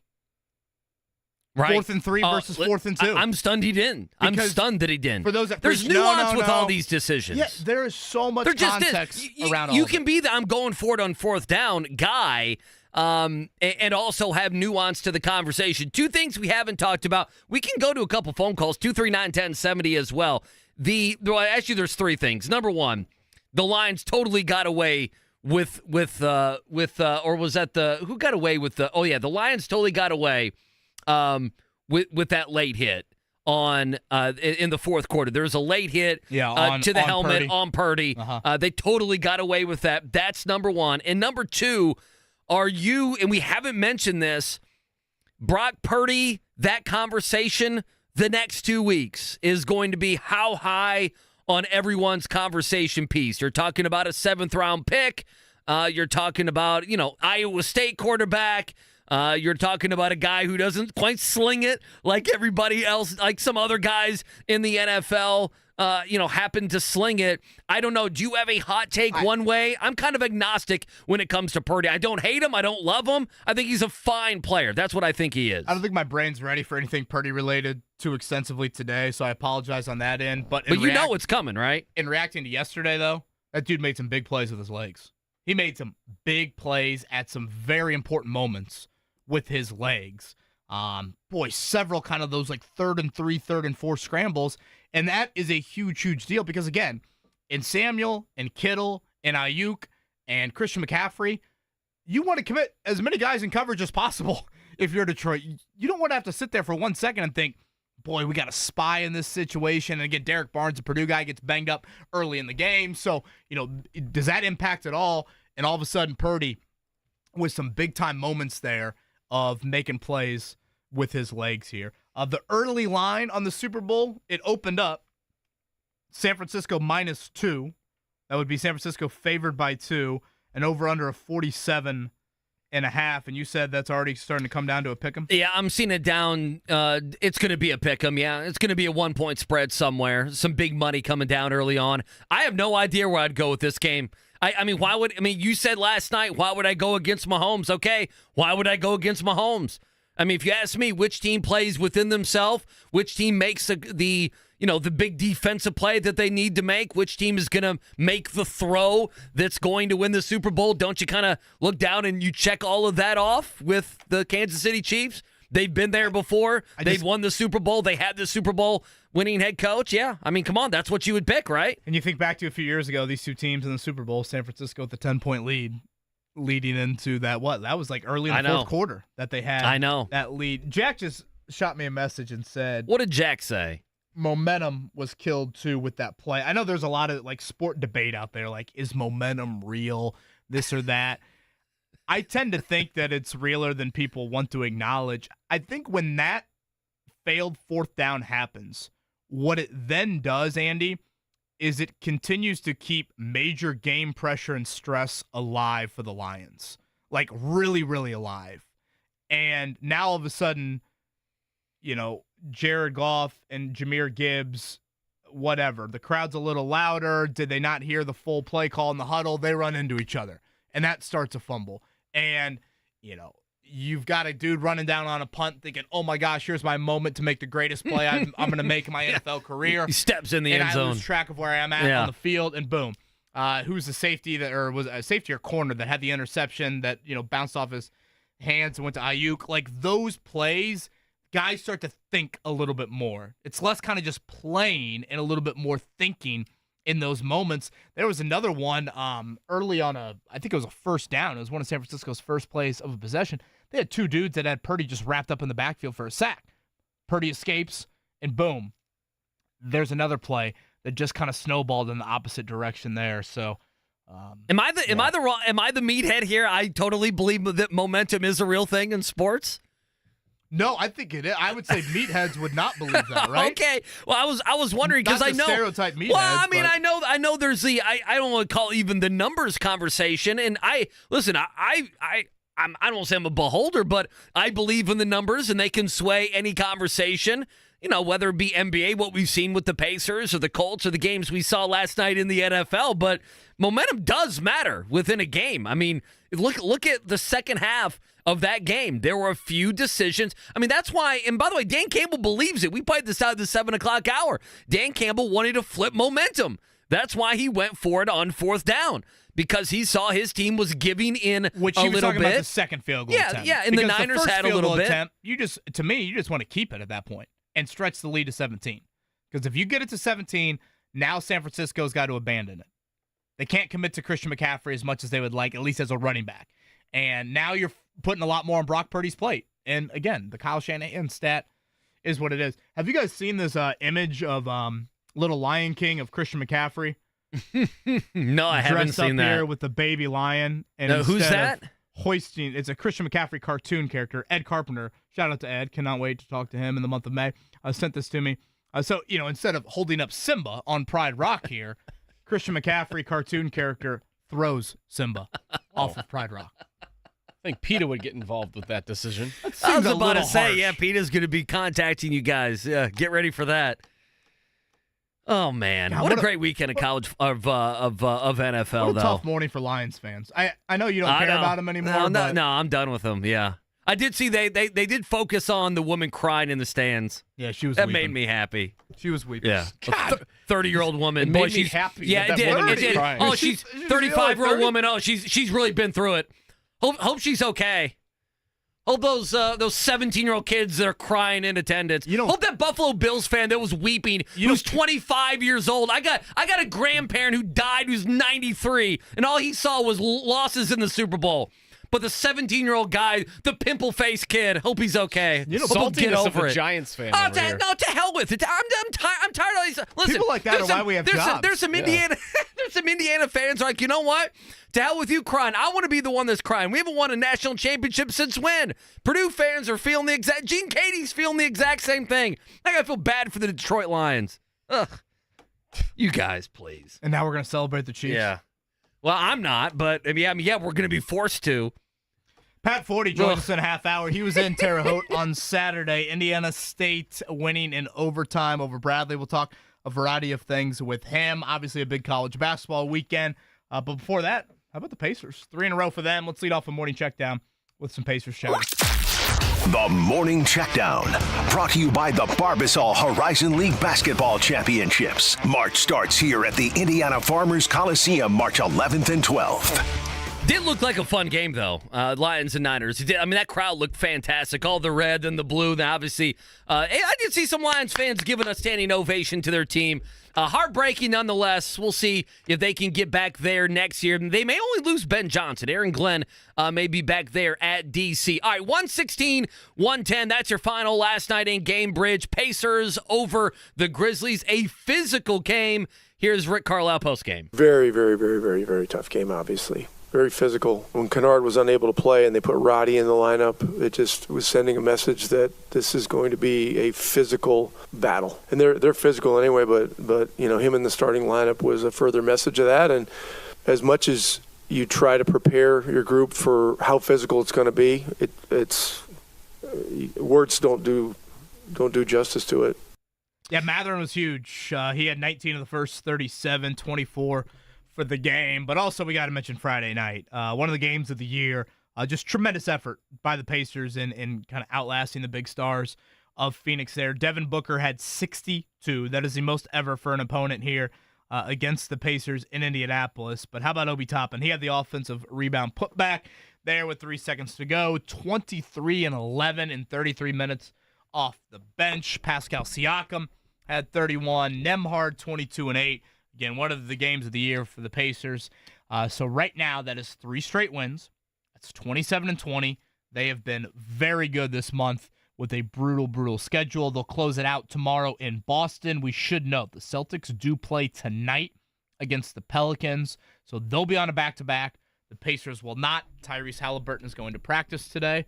See if Rick Carlisle's got another update for us tomorrow morning. Doesn't he have to play Tuesday? If he doesn't play Tuesday, we get a little worried at least. I don't know how to deal with this. If he doesn't play Tuesday, there'd be 5 games kind of here that we kind of thought he might play in. 5 straight and 9 to 10, right? Yeah. Yeah, I mean, hamstrings, again. I know. They can be finicky, tricky, et cetera, et cetera.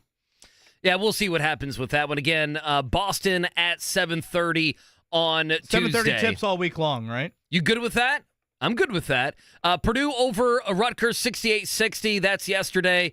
Zach Edey now 1,000 rebounds, over 2,000 points. He's pretty good at basketball. 26-12, got the win there. Braden Smith, especially in the first half, I thought kind of got off the schneid. He had been, 2 or 3 games not shooting the basketball well. He shot the basketball well. And then, we've had the conversation about Lance Jones. A terrible shooting day for Lance Jones. 1 of 10, didn't make a 3, but that's fun. Had 8 assists and 10 rebounds to go along with it. Purdue winners 68-60. Up next for the Boilermakers, what's that, Wednesday night? Rematch. Against Northwestern. By the way, Northwestern beat Ohio State by 30 this weekend. Are they definitely in the tournament? I guess in the Big Ten. I would think so. I mean, there's not many of course, teams Ohio State, that's what Indiana's best win. That went from a quad 1 win, and boy, in the next week or so, that could be a quad 3 win for Indiana. Speaking of Indiana, one of the better performances of the season, but you just aren't in a boat to celebrate moral victories given their resume. They cannot close it out in Champaign. Xavier Johnson misses 2, who was very good, really, for long stretches of that game. He missed 2 free throws, about 50 seconds to go. Would have tied it, and then Illinois made all the plays to close out that one. 70-62, no Khalil Ware in that one. Sounds like he'll try to give it a go here in practice, leading into tomorrow night against Iowa. And Andy, for the first time since 2010, Indiana University's men's basketball team does not make a 3-pointer in a game. On top of that, they also were 12 of 22 from the foul line. I am beyond stunned at those statistics from the state of Indiana and the Indiana University men's basketball program that they cannot hit a 3-pointer in a single game. Here's the biggest problem I have. It's they don't make a 3, and even if they would have made 1 or 2, of course, the game could have been different, so I don't want to, it's difficult to say, well, you make 2 threes, how is the game different? They don't make a 3, and they're 0 for 9. And first of all, they only shot 9 of them. That's also one of the crazy stats. They don't make one. I'm not surprised they don't make one. That's where I am with this Indiana basketball team. Yeah, they can't shoot. It's ridiculous. Maybe it was Jason Benetti, maybe it was Hummel, but I think the first 3-point attempt was 16 minutes into the game. And when they said that, I was just kind of that checks out. That's pretty par for the course with Indiana. They actually went a little smaller in this game. They had to. Yeah. Anthony Walker starting playing 31 minutes. I mean, Anthony Leal's playing 16 minutes off the bench. The only bench points you get are from him. What do you think of Xavier Johnson Tech in the first half there? I don't know. Was it a little weak? Yeah, I'll say it's a little weak. I mean, Xavier. There's no feel good around. No benefit of the doubt from officials. He probably doesn't. He's earned that. He's earned that against Purdue and Rutgers, and you just create a little bit of a reputation, right or wrong. I did think they had warned. I think it was more that they had warned Renew a little bit earlier because Renew and Hawkins had kind of got into it at one point. I didn't know if that was the official saying, "Hey, this is our universal warning to everybody out there." But again, Xavier Johnson probably his best game of the season, but closing out the first half of Tech. And then missing those 2 free throws late were obviously critical plays. Last thing on this. Mike Woodson, after, I know he doesn't want to do media. I know he doesn't like to do that, okay? But Mike Woodson's going to have to man up a little bit. And Mike Woodson, after the season, is going to have to come up with a plan on shooting the basketball at a higher clip. I don't know any other way around it. Imagine saying that. Yeah, I know. It's silly, but... right now... Indiana State's the best 3-point shooting team in the nation. Maybe drive up to Terre Haute. And find out what they're doing. It's just to be this that drive, bad... Bloomington to Terre Haute, I can't imagine it's great. You want to Google that real quick? See how long that is? To me... 52 minutes, my guess. To me, they got to... After the season, I got to hear a plan from Mike Woodson on how he is going to recruit guys that can shoot the basketball and play an offense that they can shoot the basketball. You can't trade 3 for 2s. You can't miss all your free throws. You can't be a bad shooting team. And this is not just they've had a few bad games. I mean, KB, we come in here all the time and talk about, they shot 2 for 15 or, they shot 3 for 17 or 0 of 9 or 1 of 10. I mean, we do this every single game with them, and it feels like we do it with free throws as well. How long is it? Gosh, it's a lot longer than I thought. Hour and 18. Hour and a half. Okay. Well, they need to get up there. They need to do something. Again, after the season, there needs to be a detailed plan, and there needs to be a plan in the portal, in the transfer portal, that they go get guys that are shooting over 40% from three-point range. They got the Liam kid coming in, right? Is he a shooter? That's a start. I mean, that's a start. I'm not kidding. That's a start, but you need five. Yeah, you need 5 guys. You need guards that can shoot the basketball and help control the game. It's just silly. It's teetering on a little bit too of like bad and boring. When you just clank free throws and you can't throw it in the ocean. Well, there's no start. I mean, what are we going to do if they come in here and they lose? Their next game is what, Iowa? What are we going to do? Come in here on Wednesday and yell and scream about them losing to Iowa? Well, again, Iowa makes a lot of threes. You make a lot of twos. Do the math. Yeah, it kind of sums up your thought earlier. One of the kids that I live next to, freshman year at IU, goes, as a season ticket holder, Andy's right. I'm done. It's sad. I'm going to the Iowa game, but I've sold the last 3 Big Ten games. Like, I feel like that sort of thought is pretty prevalent. If they have great crowds, I mean, these are winnable games. Iowa, Penn State, at Ohio State, they already won that game. All these are winnable games. I mean, they could, on a normal time, I'd say Indiana, go win 3, and then you go to Purdue and you hope, something happens, that magic happens. But they're not going to. I don't feel like they're Purdue bench during the game. I don't feel like they're going to win 3 in a row. And this is it's a fan base that has moved past anger. Now it's just, I don't know if it's even frustration. It's apathy.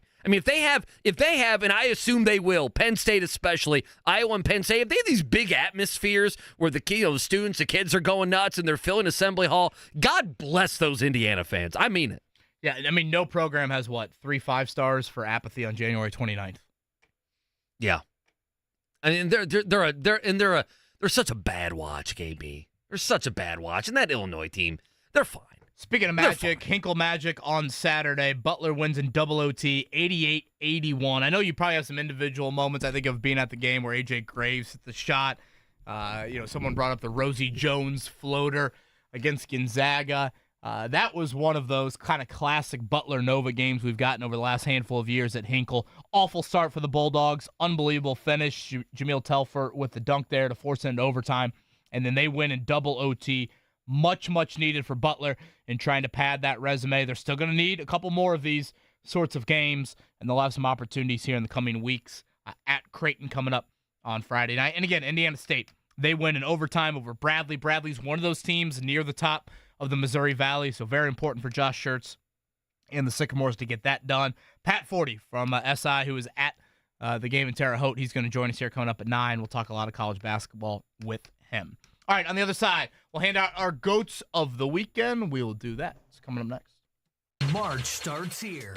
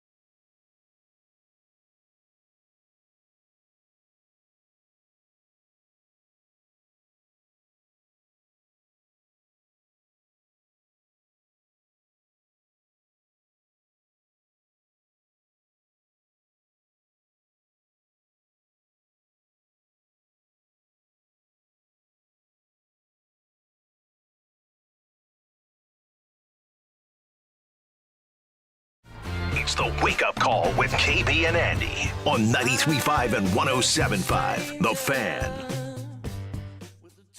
I'm looking at our pop quiz right now, KB. First couple questions. I don't think it's going to be too easy. I don't think it's going to be too easy on a Monday. We got some winners last week. Might be a little bit more difficult coming up this week. Pat Forde going to join us. We'll get to our GOATs of the weekend as well. We'll do all of that. I should mention just real quick off the top, we haven't done so a lot of NFL today and a lot of Pacer conversation as well. You never want to see people get hurt. Did you see Julius Randle get injured over the weekend with that dislocated shoulder? Yeah, right? Dislocated shoulder. I haven't seen a timetable on that. What is it? Yeah, I haven't seen a timetable on that as well, but I mean, my man's going to be missing some time there. The Knicks, of course, right there with the played Pacers. them twice before the All-Star break. They do, and there's sandwich right there. The Knicks 2 games up in the win column, 2.5 games back technically are the Pacers. So the Knicks are the 4 seed, Pacers the 6 seed as we wake up on this Monday morning. But just figured I would throw that out there. The Knicks have liked the way they've played, and Randall has been very good under Tom Thibodeau. And he went down. I tell you, he looked hurt, and he was hurt. He's out today at least. I'm trying to look this up. He's at least out tonight. And it was a scary sight. I mean, he ran back to the down the tunnel. Yeah, honestly, if you want to look at it, the teams that, the Siakam and Anunoby trades, they've worked out brilliantly early on here for both of these teams. The Knicks have been outstanding on the defensive end of the floor. Anunoby's been super efficient offensively as well. And Siakam, of course, has given the Pacers exactly what they would have hoped for here early on. So tomorrow night, 7:30 tip in Boston and then at New York. So a little road trip out east, again 7:30 on Thursday, and then back home. Sabonis and company coming up Friday. That'll be a rematch with the Kings. That will be a back-to-back 7:30 on Friday. All right, let's dive into it. Let's give our GOATs of the weekend here on this Monday. Fire it up, Mark. Who is the GOAT? I told you all that I was the greatest of all time. Jordan, here's Michael at the foul line. A shot on Elo. Good! That's what I'm talking about! That's why he's MVP! That's why he's the GOAT! The GOAT! Or GOAT?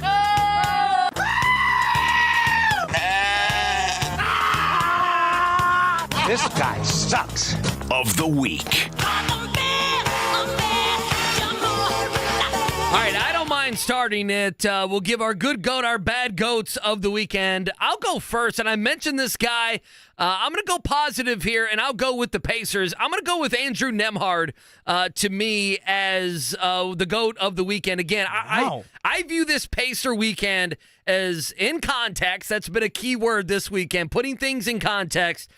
There was a chance that some good teams walked into Gamebridge and left with a win. You beat Joel Embiid. You beat the Phoenix Suns. A great game on Friday night. And then you got to rest guys. Now, we'll see, especially Haliburton, Miles Turner, how much those linger to the practice today in the game in Boston, obviously, tomorrow night. But if they play, and the Pacers are basically healthy on Tuesday, they got to sit some guys. Matherin got to come out and have a good game, and you got that win over Memphis last night. But last 4 games, Nembhard, 57% from the field, averaging 18 points, 8 assists.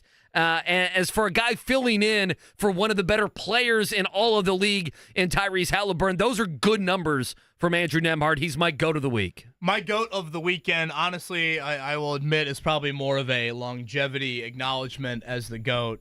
Patrick Mahomes is the greatest quarterback the NFL's ever seen. And I get that his numbers weren't necessarily eye-popping. I thought he had a tremendous start to the game on Sunday, and then obviously closed it out with an unbelievable throw to ice that one. And look, Tom Brady, he's the real GOAT. You could probably get into like greatest winner versus greatest player. I just know what my eyes have seen, and my eyes tell me that Patrick Mahomes is the greatest quarterback. I think in a way, it's a little bit similar to how people that love golf can debate Tiger Woods versus Jack Nicklaus. Sure, Nicklaus has some numbers that you definitely are better just when you look at it on paper than Tiger, but at their peaks, again, Tiger, the greatest golfer, in my opinion, of all time. So, yes, Patrick Mahomes to me. I know it's not necessarily a game to remember from him on Sunday, but you make 4 Super Bowls in 5 years, and you've done that to start your career. It's absurd. Only Kevin Bowen could intertwine golf and Patrick Mahomes somehow. Tiger Woods. Yeah. Do you guys feel that at all? I mean, I do. I know you guys I'm with you. aren't really golfers. No, but no. Because I Jack has numbers where you say, well, he's no doubt the greatest of all time. But then you're like, okay, look at what Tiger did. And Mahomes, didn't have to throw for 495 yards and 5 touchdowns. Is insane. Oh, it's ridiculous. Is insane by Brady. And Mahomes might not, probably won't get there.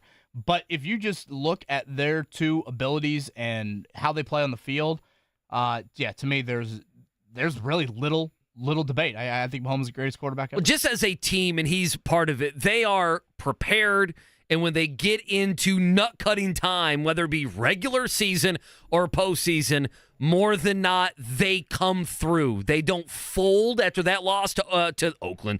To the Raiders, they didn't fold. There's something to be said about that. Not many. I mean, come on, Lamar Jackson and the Ravens, they don't play their best when they get to the postseason. And the Chiefs, they find a way every single time. The Brady-Mahomes comps are kind of like how the Brady-Montana comps were when Brady was still coming up and he was hitting all these Super Bowls at such a young age. It reminds me of everybody's like, well, Joe Montana has this many, and now it's kind of shifted to where it's Brady versus Mahomes for greatest of all time. And again, Kansas City's defense, outstanding yesterday. I want to make sure we give proper due to other areas, but to me, it was just one of those confirmations of Mahomes is the greatest.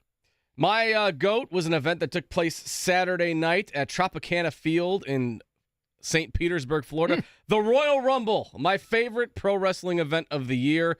WWE put on 4 hours of just fun and entertainment.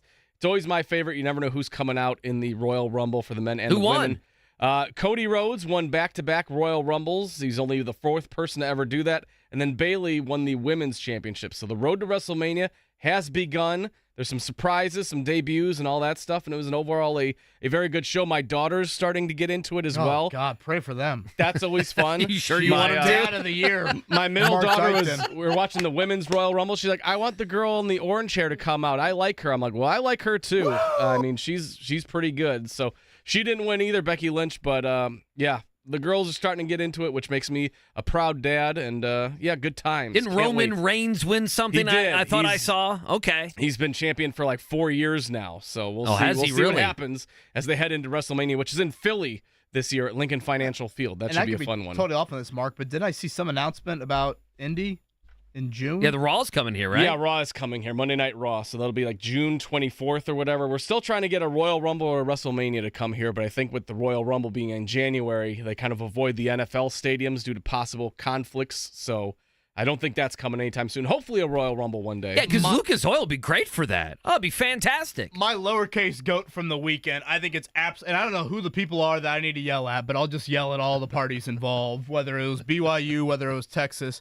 The absolute idiotic move to force the BYU students who had T-shirts spelling out horns down in the student section that they were told they could no longer wear those T-shirts. And BYU bent the knee. The coach afterwards was like, no, that's not us. It's not who we are. What are we doing? Horns down in a student section?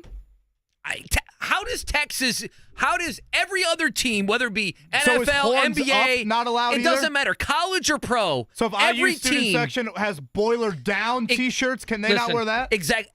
Every other team deals with being taunted in sports. I don't care if it's high school. I mean, there's high schools that do it around. If it's high school, college, or pro sports, everyone gets made fun of. They get called out.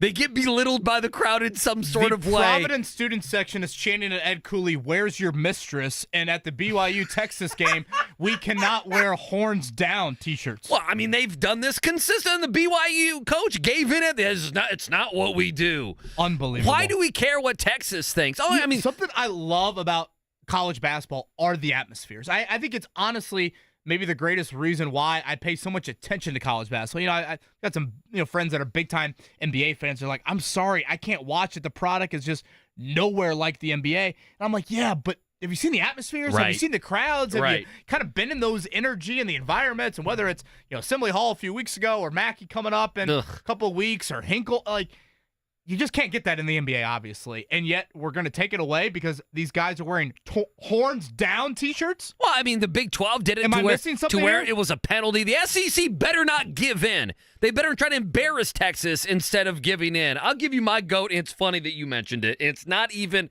totally this guy, but it's a narrative from the college basketball purists, the analysts, if you will. But why do we care about Ed Cooley? I mean, he went back to Georgetown. It's like it was a fun atmosphere. They were making fun of him. But it's like Ed Cooley's been to one Sweet 16.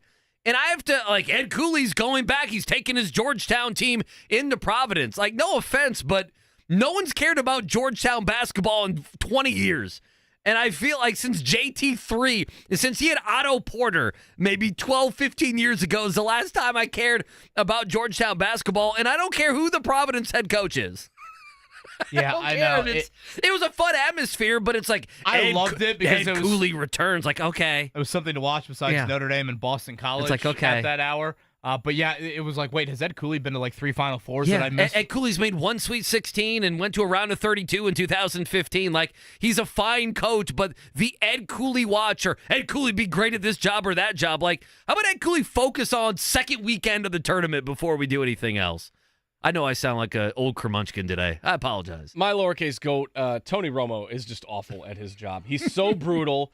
And the fact that he's calling 3 of the final 4 NFL games of the season is just, it should be a crime in itself. Here's just one example of him being terrible. And that ball is out. Chiefs ball in games like this, the ball matters more than any game. What are you talking about? Here's another one. Game. Each of the one score. 10 and 5. Ball batted up into the air and caught by Jackson. He caught his own pass. That's one of the greatest plays I've ever seen. This is intercepted 100%. It wasn't intercepted. He tipped it to himself. That's not 100%, Tony. That's not how math works. Mark came with ammo. You do not like Tony Romo. And he is getting paid $17 million a year for 10 years by CBS. You don't think CBS wants a do-over with that one? Here's what and it also is very apparent when then you watch Olsen after. I mean, I think Olsen is tremendous. Olsen's fantastic. You know what it is?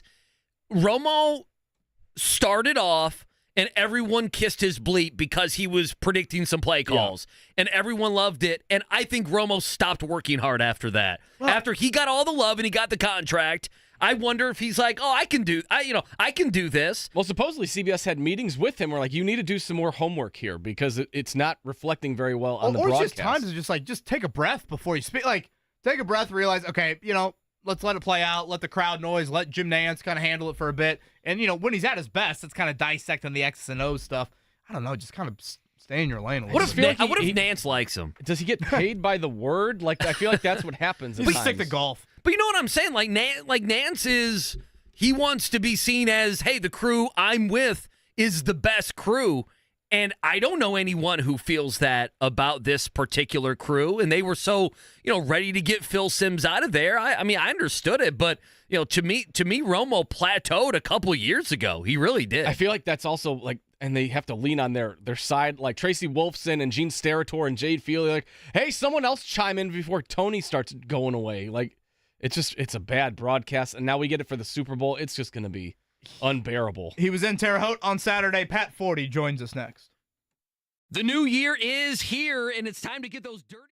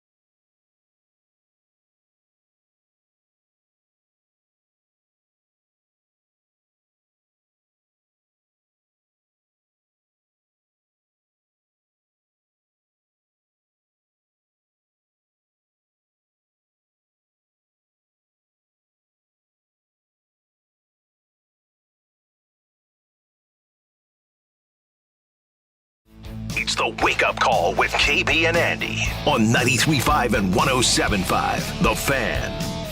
All right, my guy Pat Forde going to join us coming up here in about 6 or 7 minutes. You know, I did radio with Pat quite a bit, especially we did a remote together at a liquor store the Monday or Tuesday before COVID shut everything down on conference tournaments. Well, I don't know if we want to have him on there. Is that a bad omen? Nah, I don't know. Well, I don't think it's a bad omen. Now, he was at Indiana State Bradley coming up. I think Greg Doyle was there as well. Oh, wow, some heavyweights in attendance. So the attention's starting to build for Josh Schertz and company. Again, great atmospheres. It looked like not only Terre Haute, but Hinkle as well on Saturday. So very, very important wins for both of those programs as they try to build. Indiana State's case, they still have got a great chance at that automatic bid. Butler's case, in all likelihood, it's going to be the at-large route. So much needed for both of them.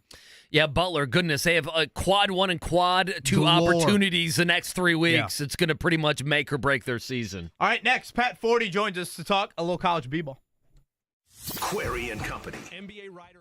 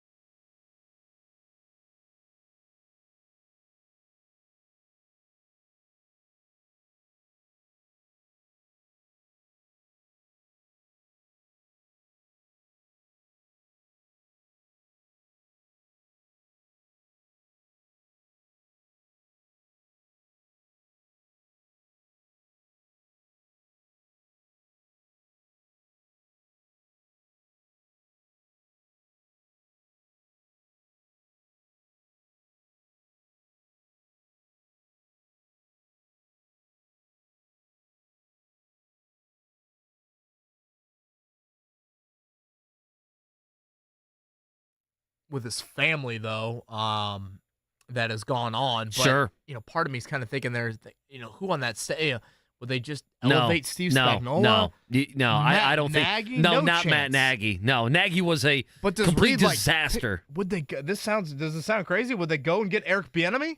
Well, I was thinking, would they just go get Belichick and he's got a quarterback? Does Andy Reid kind of handpick that? Yeah, he has to. He has to. He doesn't want someone like Belichick taking over and getting some of his Super Bowls back end.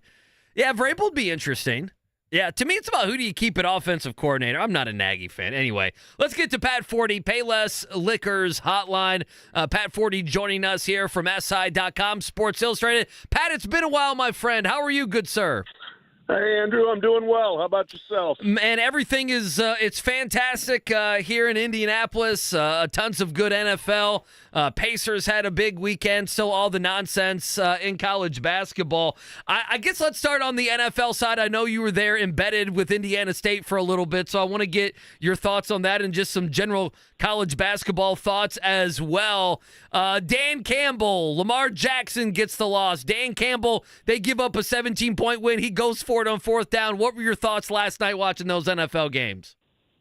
I thought the Ravens absolutely gagged. I thought they choked, frankly, and I was very disappointed in that. I like Lamar Jackson. I've always liked him. Obviously, as you know, being in Louisville, saw him play as a college kid. He's a likable guy.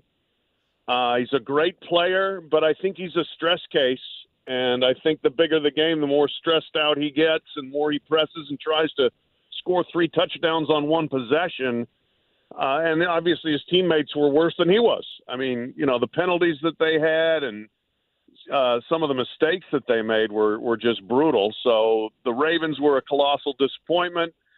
Credit to the Chiefs. I mean, they certainly looked like a team that knew how to handle the moment. That's for sure. And then, I felt bad for the Lions. I mean, they played a great game, but I disagreed very much with Dan Campbell's fourth down decisions. I know, that's who he is and that's how they do things and blah, blah, blah, blah, blah. And that's fine against a terrible Denver defense in October. When you're playing the 49ers and there's a quarter and a half left to get to the Super Bowl and you can go up 17, I would have kicked. And then when you can, I believe it was tie the game at 27 and shift the pressure back to the Niners, I would have kicked. I think that there's a little bit of this kind of whole thing of our identity is we go for everything, and that's fine, but you could end up being Brandon Staley too. So there. Boy, that's two ends of the spectrum right there. Pat Forde is with us here from SI.com. Again, as we said, he was in Terre Haute this weekend to watch the Sycamores of Indiana State. Pat, for those that maybe have not watched Indiana State this year, certainly a lot of attention around their three-point shooting, just their offense in general. Would you compare them at all to any sort of maybe a higher major team that some people have seen a little bit more of, whether it's even this year or in years past? They don't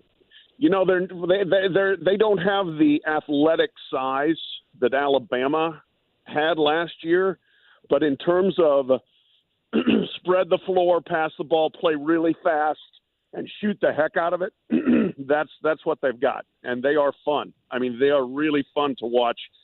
Frankly, I don't think this is too much of a stretch. I compare them to Washington's football team, where it's just like we are opening it up, wide open. We're going deep, and they run and they pass and they shoot it from deep a lot, and they make them. I mean, their field goal percentages are unbelievable. Free throw percentages are unbelievable. They're the number 2, I think, total efficiency field goal percentage team in the country. They're fearless, and they really play a fun brand of basketball. I mean, if you've been burdened watching Indiana University this season, sure. There's a nice alternative in Terre Haute. Pat, Indiana was... you could not be at two further ends of the spectrum again with shooting in Bloomington versus Terre Haute. Pat, the Hoosiers were 0 of 9 from 3 over the weekend. They didn't make a 3, and they shot like 54% from the free throw line. It's the state of Indiana, Pat. Come on. Yeah, that's pretty darn bad, and that is the opposite of Indiana State. I mean, the Indiana State Bradley game, Bradley shot 71% in the second half and 78% from three-point range and didn't win. Because in overtime, Indiana State, I believe, made every shot. They might have missed one. And it was like 3 for 3 from three. I mean, they ball. I mean, they really, really are a skilled, fearless group. They're a lot of fun. Pat Forde with us here. He's from SI.com. Sports Illustrated joins us here on the Payless Liquors hotline. Just last thing, at least for me, on Indiana State. I guess what I hate about it is if they don't win the MVC, if they don't win the conference tournament, they're going to be stuck in this situation to where, and I've always picked on this team, but are we going to take them as an at-large with maybe like 4 or 5 losses on the season, or are we going to take the SEC team like Mississippi State, who might be 16-14 on the season, or a Big Ten team that fits into that same mold? I hope that doesn't happen to them, but I foresee a situation where that could happen to them, I guess. Oh, yeah. That's always the could happen for the mid-majors, and I hate it. I hate it as much as anything in sports, the way the NCAA tournament tends to skew, and I think even more now than ever, towards mediocre teams that are 8th or 9th or 10th in their league, in their high major league, and you leave out somebody that had a great season like an Indiana State. There's 3 really good teams in the Valley. Drake, Indiana State, and Bradley. Bradley's really good too. And not all 3 of them are getting in. I hope 2 of them are. But they put so much pressure on these teams in the league tournaments. And it's brutal to have this great season and go in there knowing we can't screw up. Whereas, you said your Mississippi States, your Michigan States, your Syracuses or whatever will come, flailing into their league tournaments and lose in the first round and probably still get in. And so, I hate the way that things are set up, just basically engineered against those schools that have a hard time scheduling high major opponents. It's a great Pat Forde from Sports Illustrated. He's with us here on the Payless Liquors hotline. Pat, if you could rewind maybe to how you felt about Purdue last year at this time and what you've seen from them this year at this time. I think in general, maybe there are not a lot of Tier 1 teams around Purdue this go around. I don't know, maybe it's too early for me to say that, and ultimately it's about who can get hot over 3 weeks in March. But how do you feel about the Boilers compared to last year in regards to making a potential run? Yeah, I mean, they're really good and probably the best team in the country. And I love the way they play, and I love Matt Painter's coaching, and I love the players on the team. But it all comes with that huge caveat of, can you please do it in March? Please. They take this huge amount of baggage with them into the postseason. And, Painter is unbelievably candid and accountable about that. He's like, what's the one common denominator in these March flameouts? Me. And, he doesn't run from that. But so it would be nice to see a guy like that be rewarded with a Final Four. But, boy, you just look at the whole landscape this year, and it is parody city. It's kind of a cliche and an excuse, but it really is. Like, you're as good as your last road trip, and it's difficult to, piece things together and sustain them for what's going to need to be 6 games. But somebody's going to do it. And outside of UConn, really, I think Purdue is as good as anybody and certainly has the pieces if they can get out of their own heads and play to their level when it counts. Pat Forde with us here. Pat, I can't figure out who I like this season outside of, you mentioned UConn, and we throw in Purdue. Listen, this is Purdue's chance as well. I guess North Carolina, I'm not sold on Tennessee. I know you've seen Kentucky up close. They've had some head-scratching losses as well. Kansas, too. I don't know. I'm trying to find out who I actually like this season, and I feel like that number I can count on like one hand right now. Maybe that's unfair, but it's how I feel in late January. Oh, yeah. No, I'm with you. Again, you can like a lot of teams. Hard to trust any of them. Right. Just to look at them and think, oh, yeah, they can do it. Arizona, do they guard well enough? Kentucky, do they guard well enough? Houston, and I would put Houston and Arizona also in the same category with Purdue of like, you got to quit losing to lower seeded teams in the tournament. I mean, there has to be some reason to believe you can actually overachieve instead of underachieving. So, there's teams with baggage. There's teams without enough weapons. There's teams that don't play enough defense. It's a wildly imperfect season out there, and that's going to be the fun of it. It's going to be hard to predict, and it should be incredibly wild. I think everything that's going to happen probably in March. Pat Forde with us here from Sports Illustrated on the Payless Liquors hotline. We talked about this before you came on. The BYU students had it spelled out horns down, and they had to take those shirts off so we could cater to Texas. How do we get as a society to where we're catering to Texas's feelings on horns down? And do you think Greg Sankey will do that in the SEC next year? Boiler down in the IU. I mean, they're the only team in sports that it's like, no, you can't make fun of their moniker or you'll get in trouble. It's the only place we do this, is it not? It's incredible. Yes. How did they get this most favored nation protected status? They're an endangered species almost. I mean, what? And it's Texas. My God, they've got every advantage on the face of the earth, but we got to treat them like this poor, fragile little program. I mean, it's unbelievable. Football and basketball. We can't do horns down to them. Oh my goodness! Think of the children. I mean, it's just so stupid. If I was BYU students, I might have said, fine, I'll leave.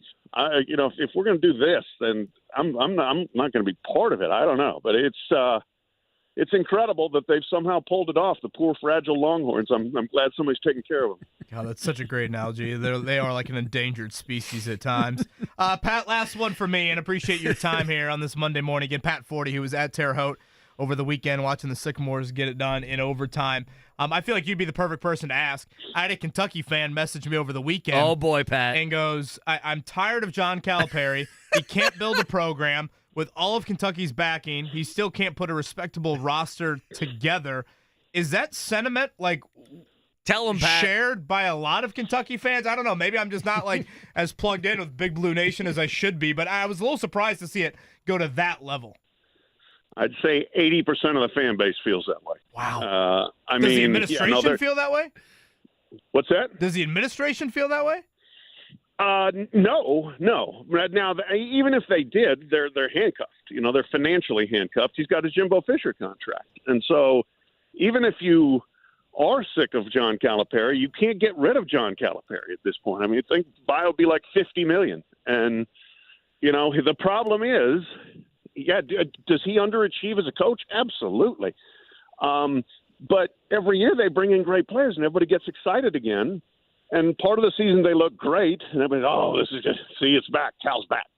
And then, they go lose by 17 to South Carolina. That's what they do. So, I don't blame the fans. I think Cal's a con man and I think he's conned everybody for a long time.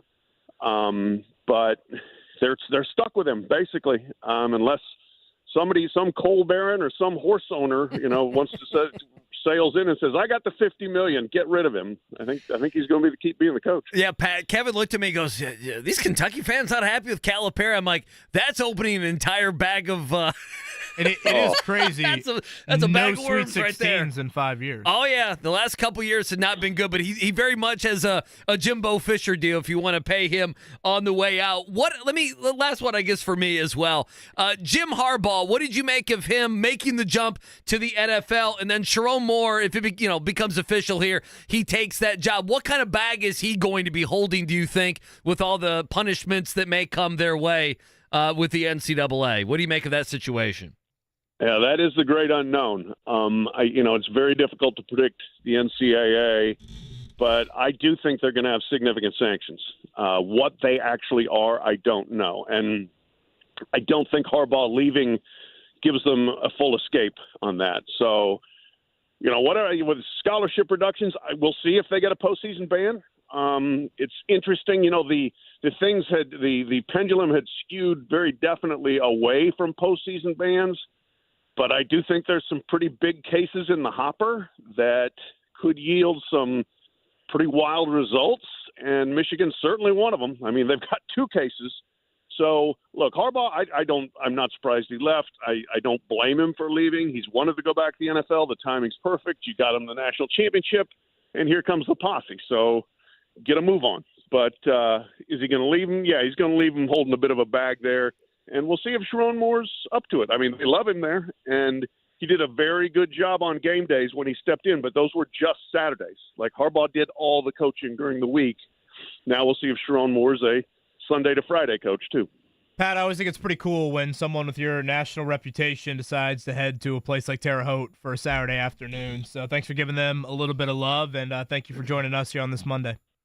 Hey, my pleasure, guys. Thank you. Have a good one. That's Pat Forde right there on the Payless Liquors hotline. You look back at Indiana State over Bradley on Saturday, and again now 18-3 on the season, 9-1 in the Missouri Valley. Andy, their starters, that game went into overtime. Their starters played 43, 43, 44, 39, and 45 minutes in that game. I thought the Washington football analogy was such an interesting one, though. And if you look at it, just incredible balance. And if you watch Washington this season, I mean, sure, they've got guys that are going to be higher draft picks than others, but it was kind of a balanced attack in how Michael Penix distributed everything, and Robbie Avila probably being the guy that does the bulk of that. But just, everybody in the starting lineup made at least 5 shots. No one made more than 7.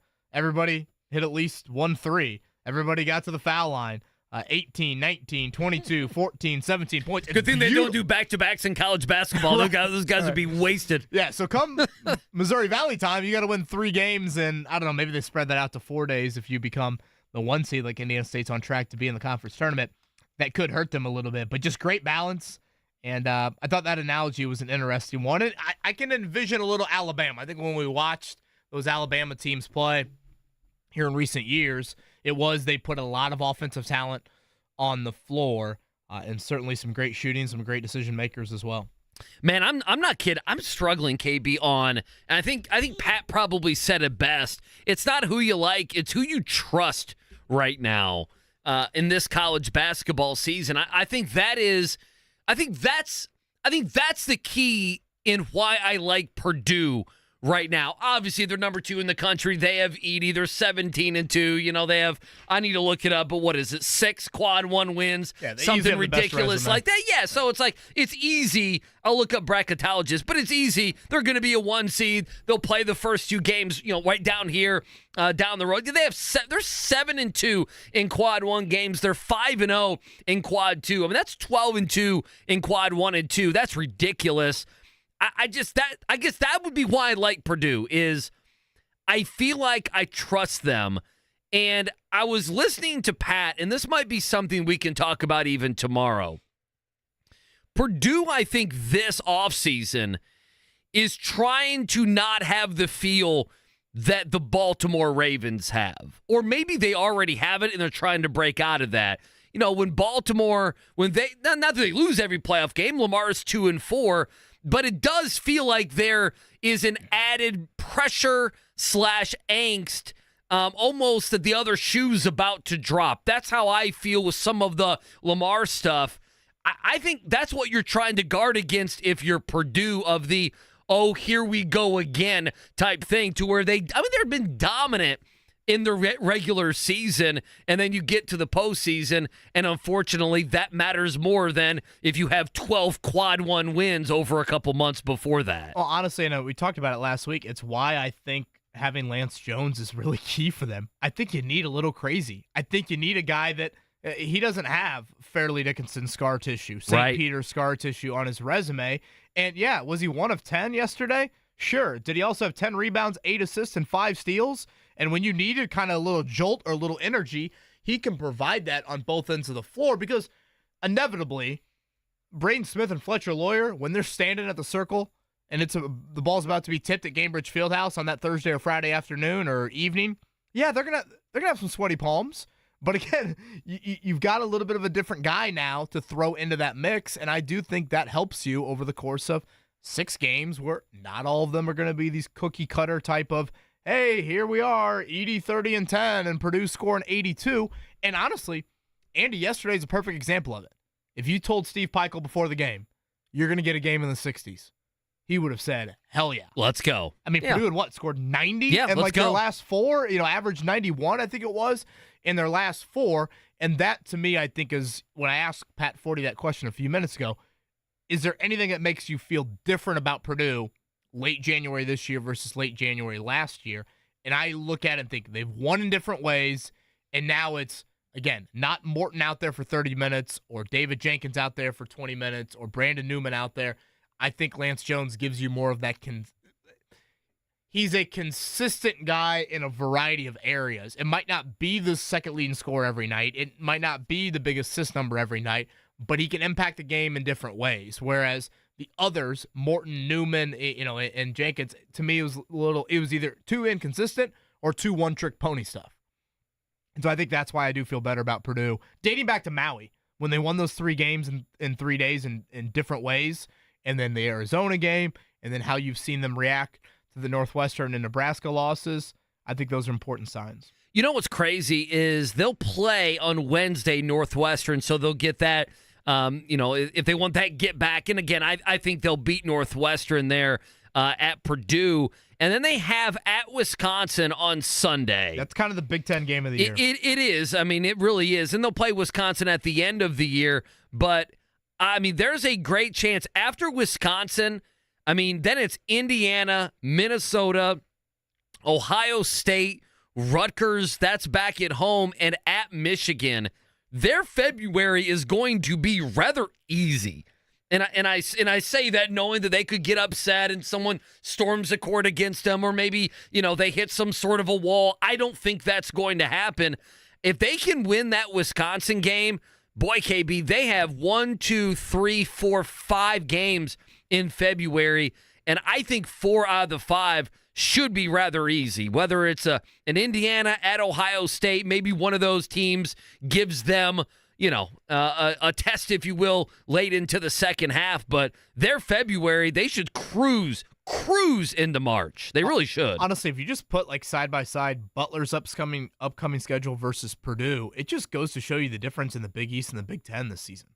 I mean, that's the a great East point. is the I should do that. Far better conference when you look at the depth, the amount of opportunities. Whether you want to get analytical or technical with the quad 1 chances and things like that. And for those that had a fleeting hope for Indiana going into Saturday afternoon, that's why you can't celebrate the moral victory. You can't sit here and be like, hey, shorten rotation and better minutes from Xavier Johnson and, chances on the road and, luck's going to have it. You're going to hit a 3 or 2 in one of these games. You can't go down that path because the Big Ten doesn't afford you a handful more of those opportunities the rest of the way. I think if you look at Indiana's schedule, I think it's just Purdue and Wisconsin rematches.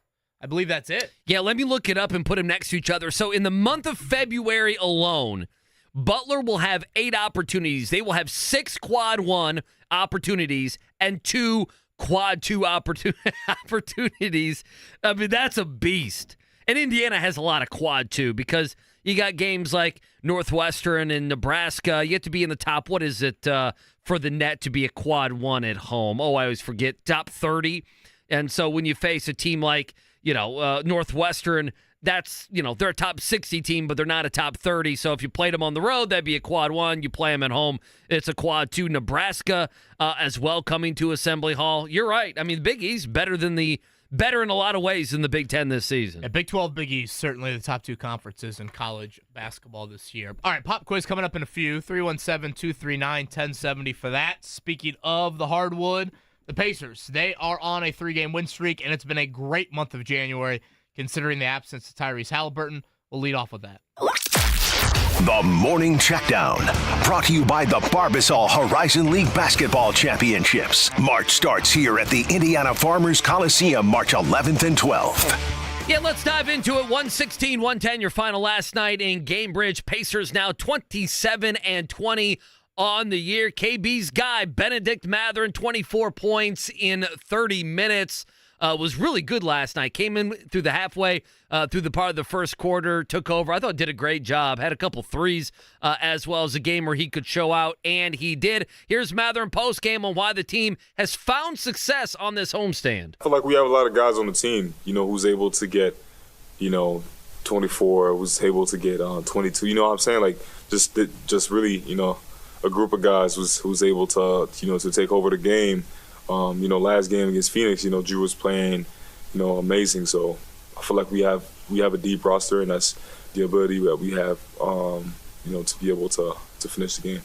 Yeah, that deep roster, 3 in a row. Like I said, big weekend. Thursday, Friday, Sunday. Philly, Phoenix, and Memphis taking care of business. Practice today. Tyrese Haliburton, per Rick Carlisle, supposed to practice today. We'll see how much. And then tomorrow, 7:30, that tip-off in Boston on TNT. You can hear it right here, 7 o'clock on The Fan. Yeah, and one thing I'll add, Boston does play tonight. So the Pacers will practice and then board a flight for Boston. The Celtics are hosting the Pelicans tonight. Will be interesting to see the availability for Boston. They only scored 96 in their last game out over the weekend. How they react to the Pelicans tonight versus that nationally televised game with the Pacers tomorrow.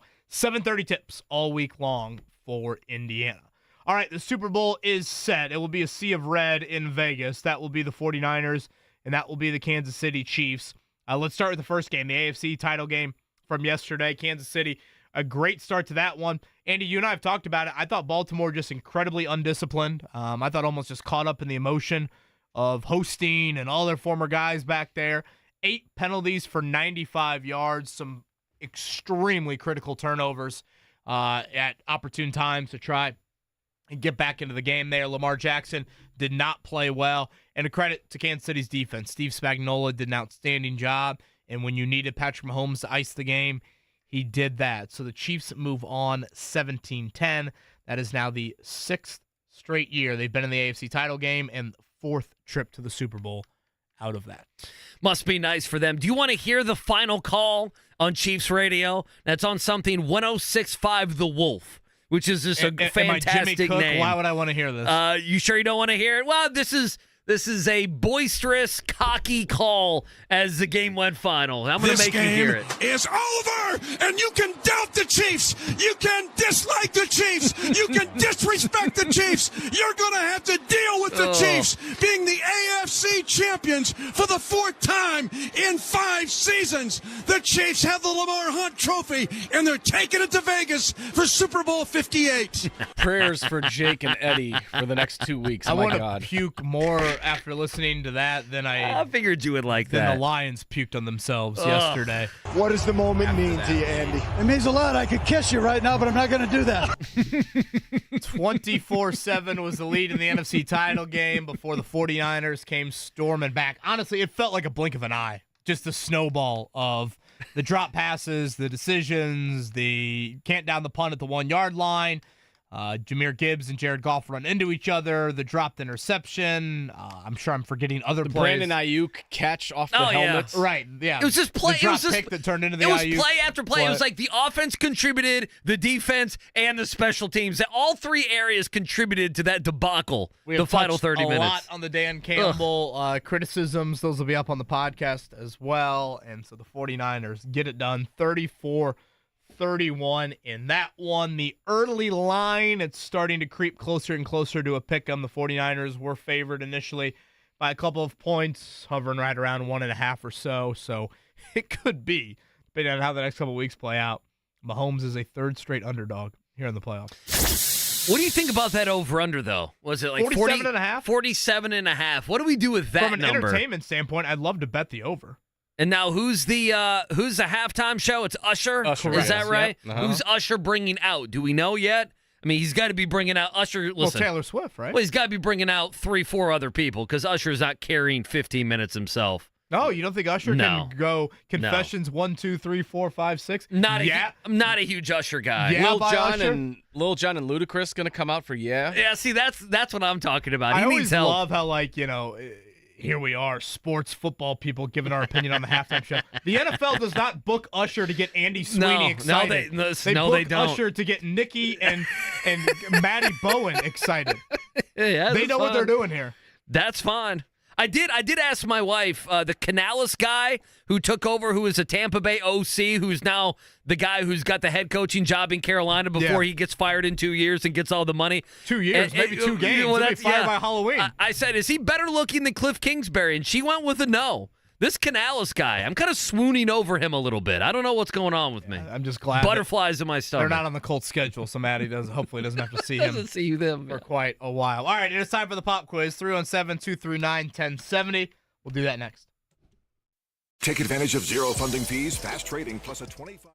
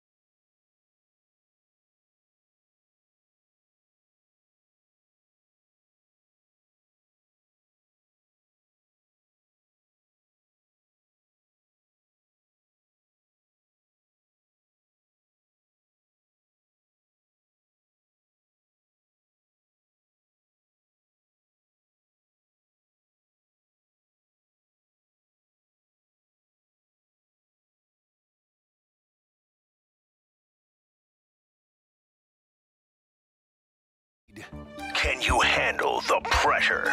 Sharpen your pencils. It's time for the Pop Quiz with KB and Andy. Brought to you by Jiffy Lube, Indiana's favorite oil change since 1985. All right, let's go. It's a Monday Pop Quiz. You ready for this? Have you studied over this? Have you looked over this at all, KB? During the break, I was fielding messages from Big Blue Nation. There seems to be you don't want to get in the middle of that consensus on the John Calipari appreciation or lack thereof. I got out of that, so I don't have to worry about what Kentucky fans think because they are crazy people. But Kentucky basketball it's a conflicted BBN. That's what they are. They have a good team this year. I want to believe in their team a little bit more than I do. Now that's kind of where I am. Still, Scotty, a year away from Kentucky and Indiana back on the schedule? Yeah. The fall of 2025, right? Will be the winter, I should say, of 2025 would be the first meeting. And I remember when that was announced a few months ago, I said to you, will Mike Woodson and John Calipari be coaching? No. In the first. Oh, in the first, yeah. Definitely not the last one because I still will never believe Cal's going to go back to Bloomington. And that'll be the fourth matchup between the two. They're playing in Lexington, and then they're playing a couple different games in different sites. Lucas Oil. Yeah, Lucas Oil. Cal loves doing that. He loves going to a Lucas Oil or going to a Game Bridge or going to Hawaii or something like that and playing in those instead of the home atmospheres. So I don't believe Cal will ever see Bloomington, but we shall see on that. Kentucky's just confusing. Like, they're good, but they feel like they should be better. And parity in college basketball's kind of slapped him in the face. The SEC's got a little bit better. It slapped him in the face a little bit. They had a nice win this weekend at Arkansas where they played pretty poor in the first half. They didn't score very much. And like I said, I'm surprised Arkansas is so bad this season. They really hit the portal hard this year. They're bad. They're just not a good team. All right, a little Purdue flavor early on to this edition of the Pop Quiz now that I look at it. And, of course, we do have a hockey question here to start the week. Nothing says gouge my eyes out like that. 317-239-1070. Andy Sweeney, a number. Oh, goodness. 1 through 8. I'm going to be the number. Let's go with number 3, Mark. How does that sound? Who do we have? Mike. There's 2 Mikes. This is Mike number 1. Oh. Mike, good morning. How are you, man? Hey, I'm not too bad, guys. How y'all doing? Hey, Mike, doing well, man. How was the weekend? I wasn't too bad. I'm trying to get over this stupid cold, but I'm getting there. So You and me, brother. I think everybody in the nation right now has got something along those lines here. Mike, you got an early Super Bowl pick. You going 49ers or Chiefs? I'm gonna go with the Niners, man. I think that defense was too much, and I really don't know if Kansas City's gonna have an answer for CMC. He's probably been, outside of Lamar, he's probably been the best offensive player in the league this year. I mean, most consistent as well. One area that I felt like has got to get dialed up more from San Francisco, and they've invested in a lot. They need more from that D-line. If you're going to get after Mahomes, they need – I mean, Chase Young, he wasn't good.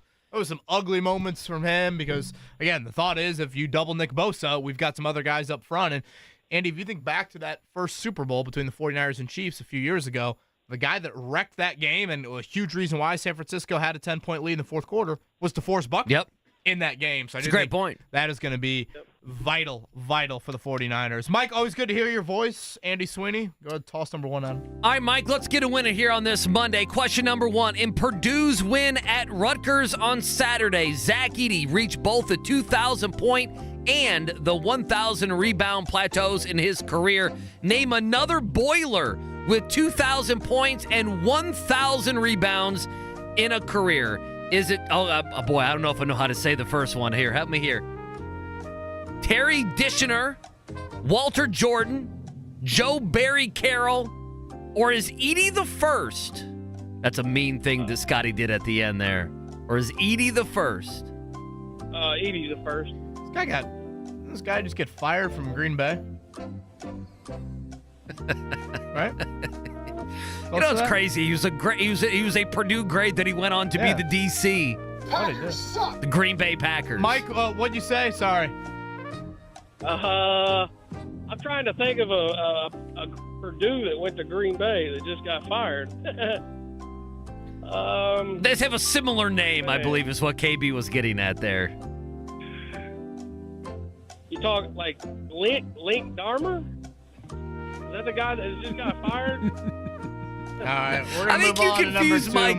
Mike, sorry about that. Edey's just the 6th player in Purdue history to reach 2,000 points. Rick Mount, with no three-point line, right, is the school's all-time leading. That's kind of what IU's doing. IU's doing that, to honor one of the Rick Mount. One of the finest Their from Lebanon, season's right? all about Rick Mount. Branch McCracken would be happy watching IU play right now. Rick Mount's the school's all-time leading scorer with 2,323 points in just 3 seasons of play. Name the other Purdue player to score 2,000 career points despite playing in West Lafayette for just 3 seasons. Wow. Would that be E'Twaun Moore, Carson Edwards, Terry Dissinger, Dave Shellhouse? E'Twaun Moore. All right, question number 3. The San Francisco 49ers and the Kansas City Chiefs will meet in Super Bowl 58 in Vegas. The Niners advanced by beating the Lions last night.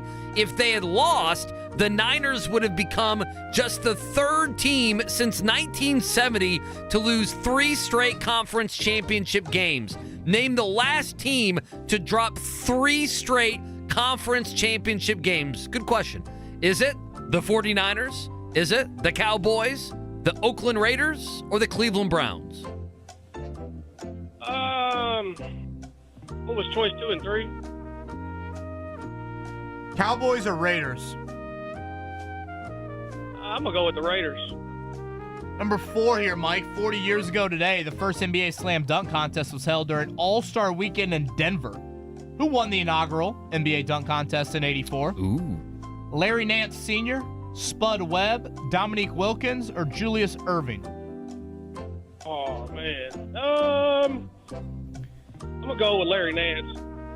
I kind of forget, like, his kid was at a decent NBA. Oh, run yeah. there. Yeah, absolutely. All right, question number 5. Last one. Happy 59th birthday to Hockey Hall of Fame goalie and 2-time NHL MVP Dominik Hasek. The Dominator started his NHL career with the Chicago Blackhawks, splitting time in his first 2 seasons with the Indianapolis Ice of the IHL. He would then be traded to Buffalo for the 1992-93 season, where he obviously became a star and a Hall of Famer. Name the Blackhawks starting goalie who made the Dominator expendable.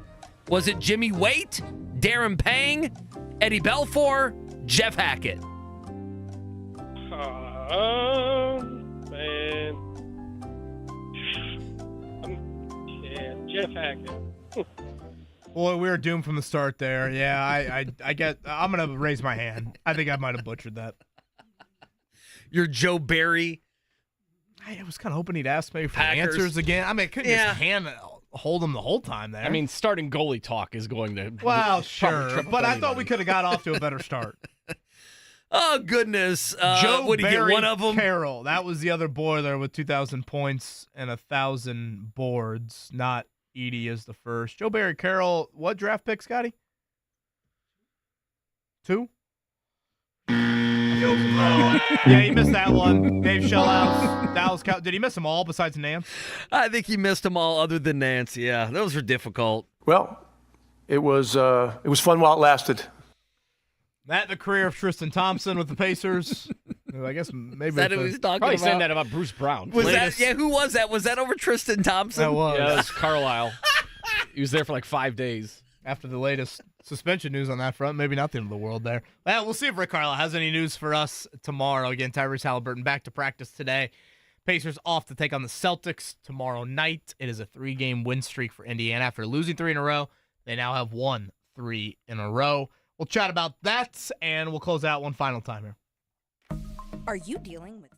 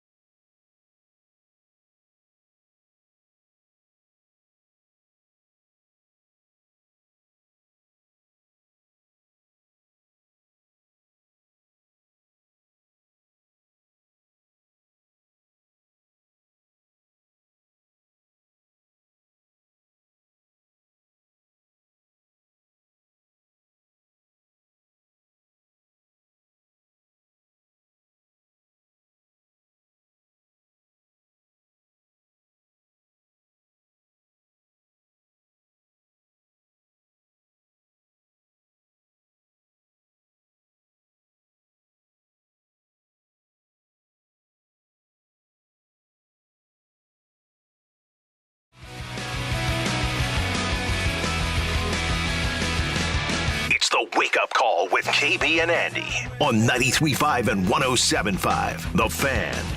All right, we have the Super Bowl set, so we'll get to that here in a couple weeks, a little under a couple weeks. That's going to be all out in Vegas. I did see the Luxor is going to be the media, two things on the media. Number one, the Luxor is going to be where the media is staying there in Vegas. Now, that's the one that's shaped like a pyramid. I've stayed at that one. And what I have not stayed at that one. I mean, obviously, I've been around it, but I've not stayed at that one.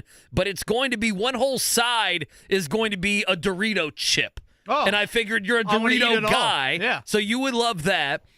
Number two, the Luxor is supposed to smell like you are sitting inside a cigarette, a lit cigarette. So is the media going to complain about that? And the why not smell like a nacho cheese Dorito? Well, that's what I'm saying. And the Luxor might be the one. If you remember Irsay at the beginning of the season, remember his band played at Lucas Oil, and the magician that was there, and I'm blanking on his name, and Chris Angel was there. Remember that? Right. Chris Angel, he's the one that infamously levitated above the Luxor. That they had the light that shined up the into encyclopedia. You like that, don't hotel. you? You like that. So that's the media hotel. The other media thing that I was laughing both teams at. are not even saying close, right? To the strip? No. Did I see they're both like a half hour off the strip? No. You Near keep the Bunny Ranch, maybe? You keep your players 40 minutes away from all the sin and other items that will be very close look to them. Incredible, by the way. Well, I'm sure they do. I mean, it'll be fantastic. But no, they're not going to be staying down there with all the street performers and other things that happen down in Vegas. The other thing, card collect on the strip. I think. No. The other, not the only thing you collect. The other thing that I laughed at was just when Taylor Swift came down to the field to meet her man after the win last night. Just all of the the smelly sports media. Zach Kiefer was right there. He got a picture. That was around Taylor Swift made me eternally happy that she, because she's never had to deal with the smelly sports media, and she was right down there on the field with them. So good for her. Yeah, Zach good Kiefer, for the Chiefs. Was he really? Picture, said he can't wait to show his daughters. Oh, that's great. We need to get Zach on here, Mark, for the Super Bowl. I believe he has been to, is it every Chiefs playoff game so far? That sounds right. Yeah, we had him on a couple weeks ago. He was at the Miami game. Yep, that's the game we had him on. Weather. He might have gone to Buffalo in between the. Well, yeah, that would have been Kansas City too. So yeah, I think he's been to every one here. I don't know. Maybe he was at Baltimore, Houston. Now that I think about it, but we'll hopefully have some Super Bowl related guests from a local angle. Not a lot of flavor. I did think yesterday he made another impact play, recovering that fumble, and had a couple key pass rush moments. George Karlaftis, obviously the Purdue product, the Lafayette product, and then Drew Tranquil, who I loved at Notre Dame. Actually, I believe was a Purdue commit at one point, and then decommitted and went to Notre Dame. He came over from the Chargers in the offseason. He had a big, I think it was a third down stop as well. He's been pretty effective for them. So that's the Kansas City local angle. A few more with San Francisco.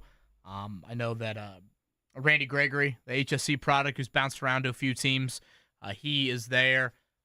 Former Colt George Odom, former Colt Matt Pryor, former left tackle Matt Pryor is one of the backup offensive linemen there. Willie Snead, a Ball State native, on their practice squad. Cam Jones, IU linebacker. So a few more with San Francisco there, but not a lot from a impactful standpoint, I guess. Is the media scrum on the field after a game kind of like a court storm for media types?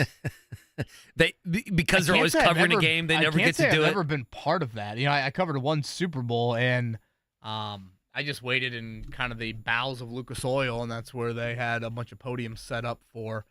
I do remember Belichick, not almost his security guard kind of almost like ran me over. I just was not paying attention at all. He's like, out of the way. And he went up there to the podium because that was a crazy scene. Giants-Patriots Super Bowl. But yeah, yes, it was, Kevin. It was a crazy scene. It was a great scene. One of the finer moments in the city, the history in the city of Indianapolis. I was going to say, I think the city of Indy would actually agree with you on that.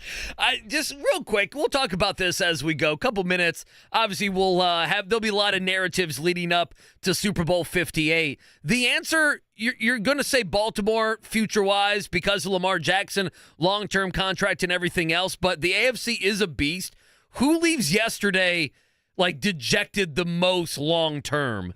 Do you? It would be Detroit just simply because they're never there, and now they have to get back there. It's year 3 under Campbell. They hadn't been there until this year. I think it's a very good point, though, you bring up about the conferences. I mean, AFC's a beast. Baltimore last year was just a fringe playoff team. And Lamar, I think you do worry about his health. I mean, this year, obviously, he stayed healthy, but, each of the last 2 Decembers, of course, he got hurt, and that greatly impacted what Baltimore was able to do the rest of the season.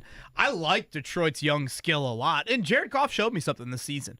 I thought Goff was better than I thought he I could totally be. agree. But, the Ben Johnson domino, do they lose him? How does that impact things moving forward? And, again, I know we'll have this up on the podcast, but to me, as egregious as the first decision was, in my opinion, not to kick the field goal there up 24-10, I thought the end of the game and deciding to run it on the 3rd and goal was honestly more just dumb than any of those other debates. It made no sense to me. Didn't check out. You put all your eggs into now an onside kick basket after that. Running the risk there of if you get stopped, you got to burn timeout. And at that point, the game's all but over. So I know a lot of criticisms to Dan Campbell in regards to the 4th down decisions with the field goals. And to be fair to Campbell as well, as much as we've talked about that, his players had about a handful of moments that they could have stopped the bleeding as well, and they just didn't. They just didn't make any plays, except for the St. Brown long play in the 4th quarter. I mean, whether it's a ball deflecting off a face mask that Brandon Ayuk catches, and it's a big play there, or it's drop passes by Josh Reynolds, not my man Craig Reynolds, who I slandered earlier. And the reason I ask that question is the Lions wake up today dejected that they did it to themselves.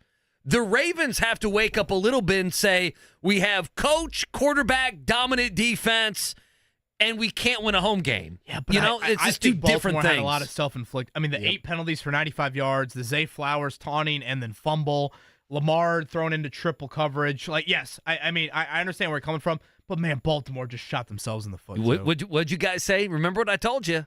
What was the guy's name? Was it Sean Smith, who was a referee in the Ravens-Chiefs game? First thing I did was look up those penalties. Well, Baltimore, 8-3. A bunch of idiots. They deserved all of them. I know it doesn't hold true, but it did make me smile when people were talking about the officiating coming from that game. I tried to tell the guys. Ravens just got to be concerned, too, because Lamar was healthy, but Mark Andrews is banged up. How much does Odell Beckham have left in the tank? I think they're just kind of circling the drain right now. And they're just in a loaded division. Yeah, the AFC's loaded. Loaded division. Rick Carlisle tomorrow, 8 o'clock. We'll see where Tyrese Haliburton is ahead of their trip to Boston. Again, at Boston Tuesday, at New York Thursday, home to Sacramento on Friday. That's the schedule for the Pacers this week. Indiana, Iowa tomorrow night. Purdue Northwestern on Wednesday. Thank you to Pat Forde. Everybody have a great Monday. We'll talk to you tomorrow.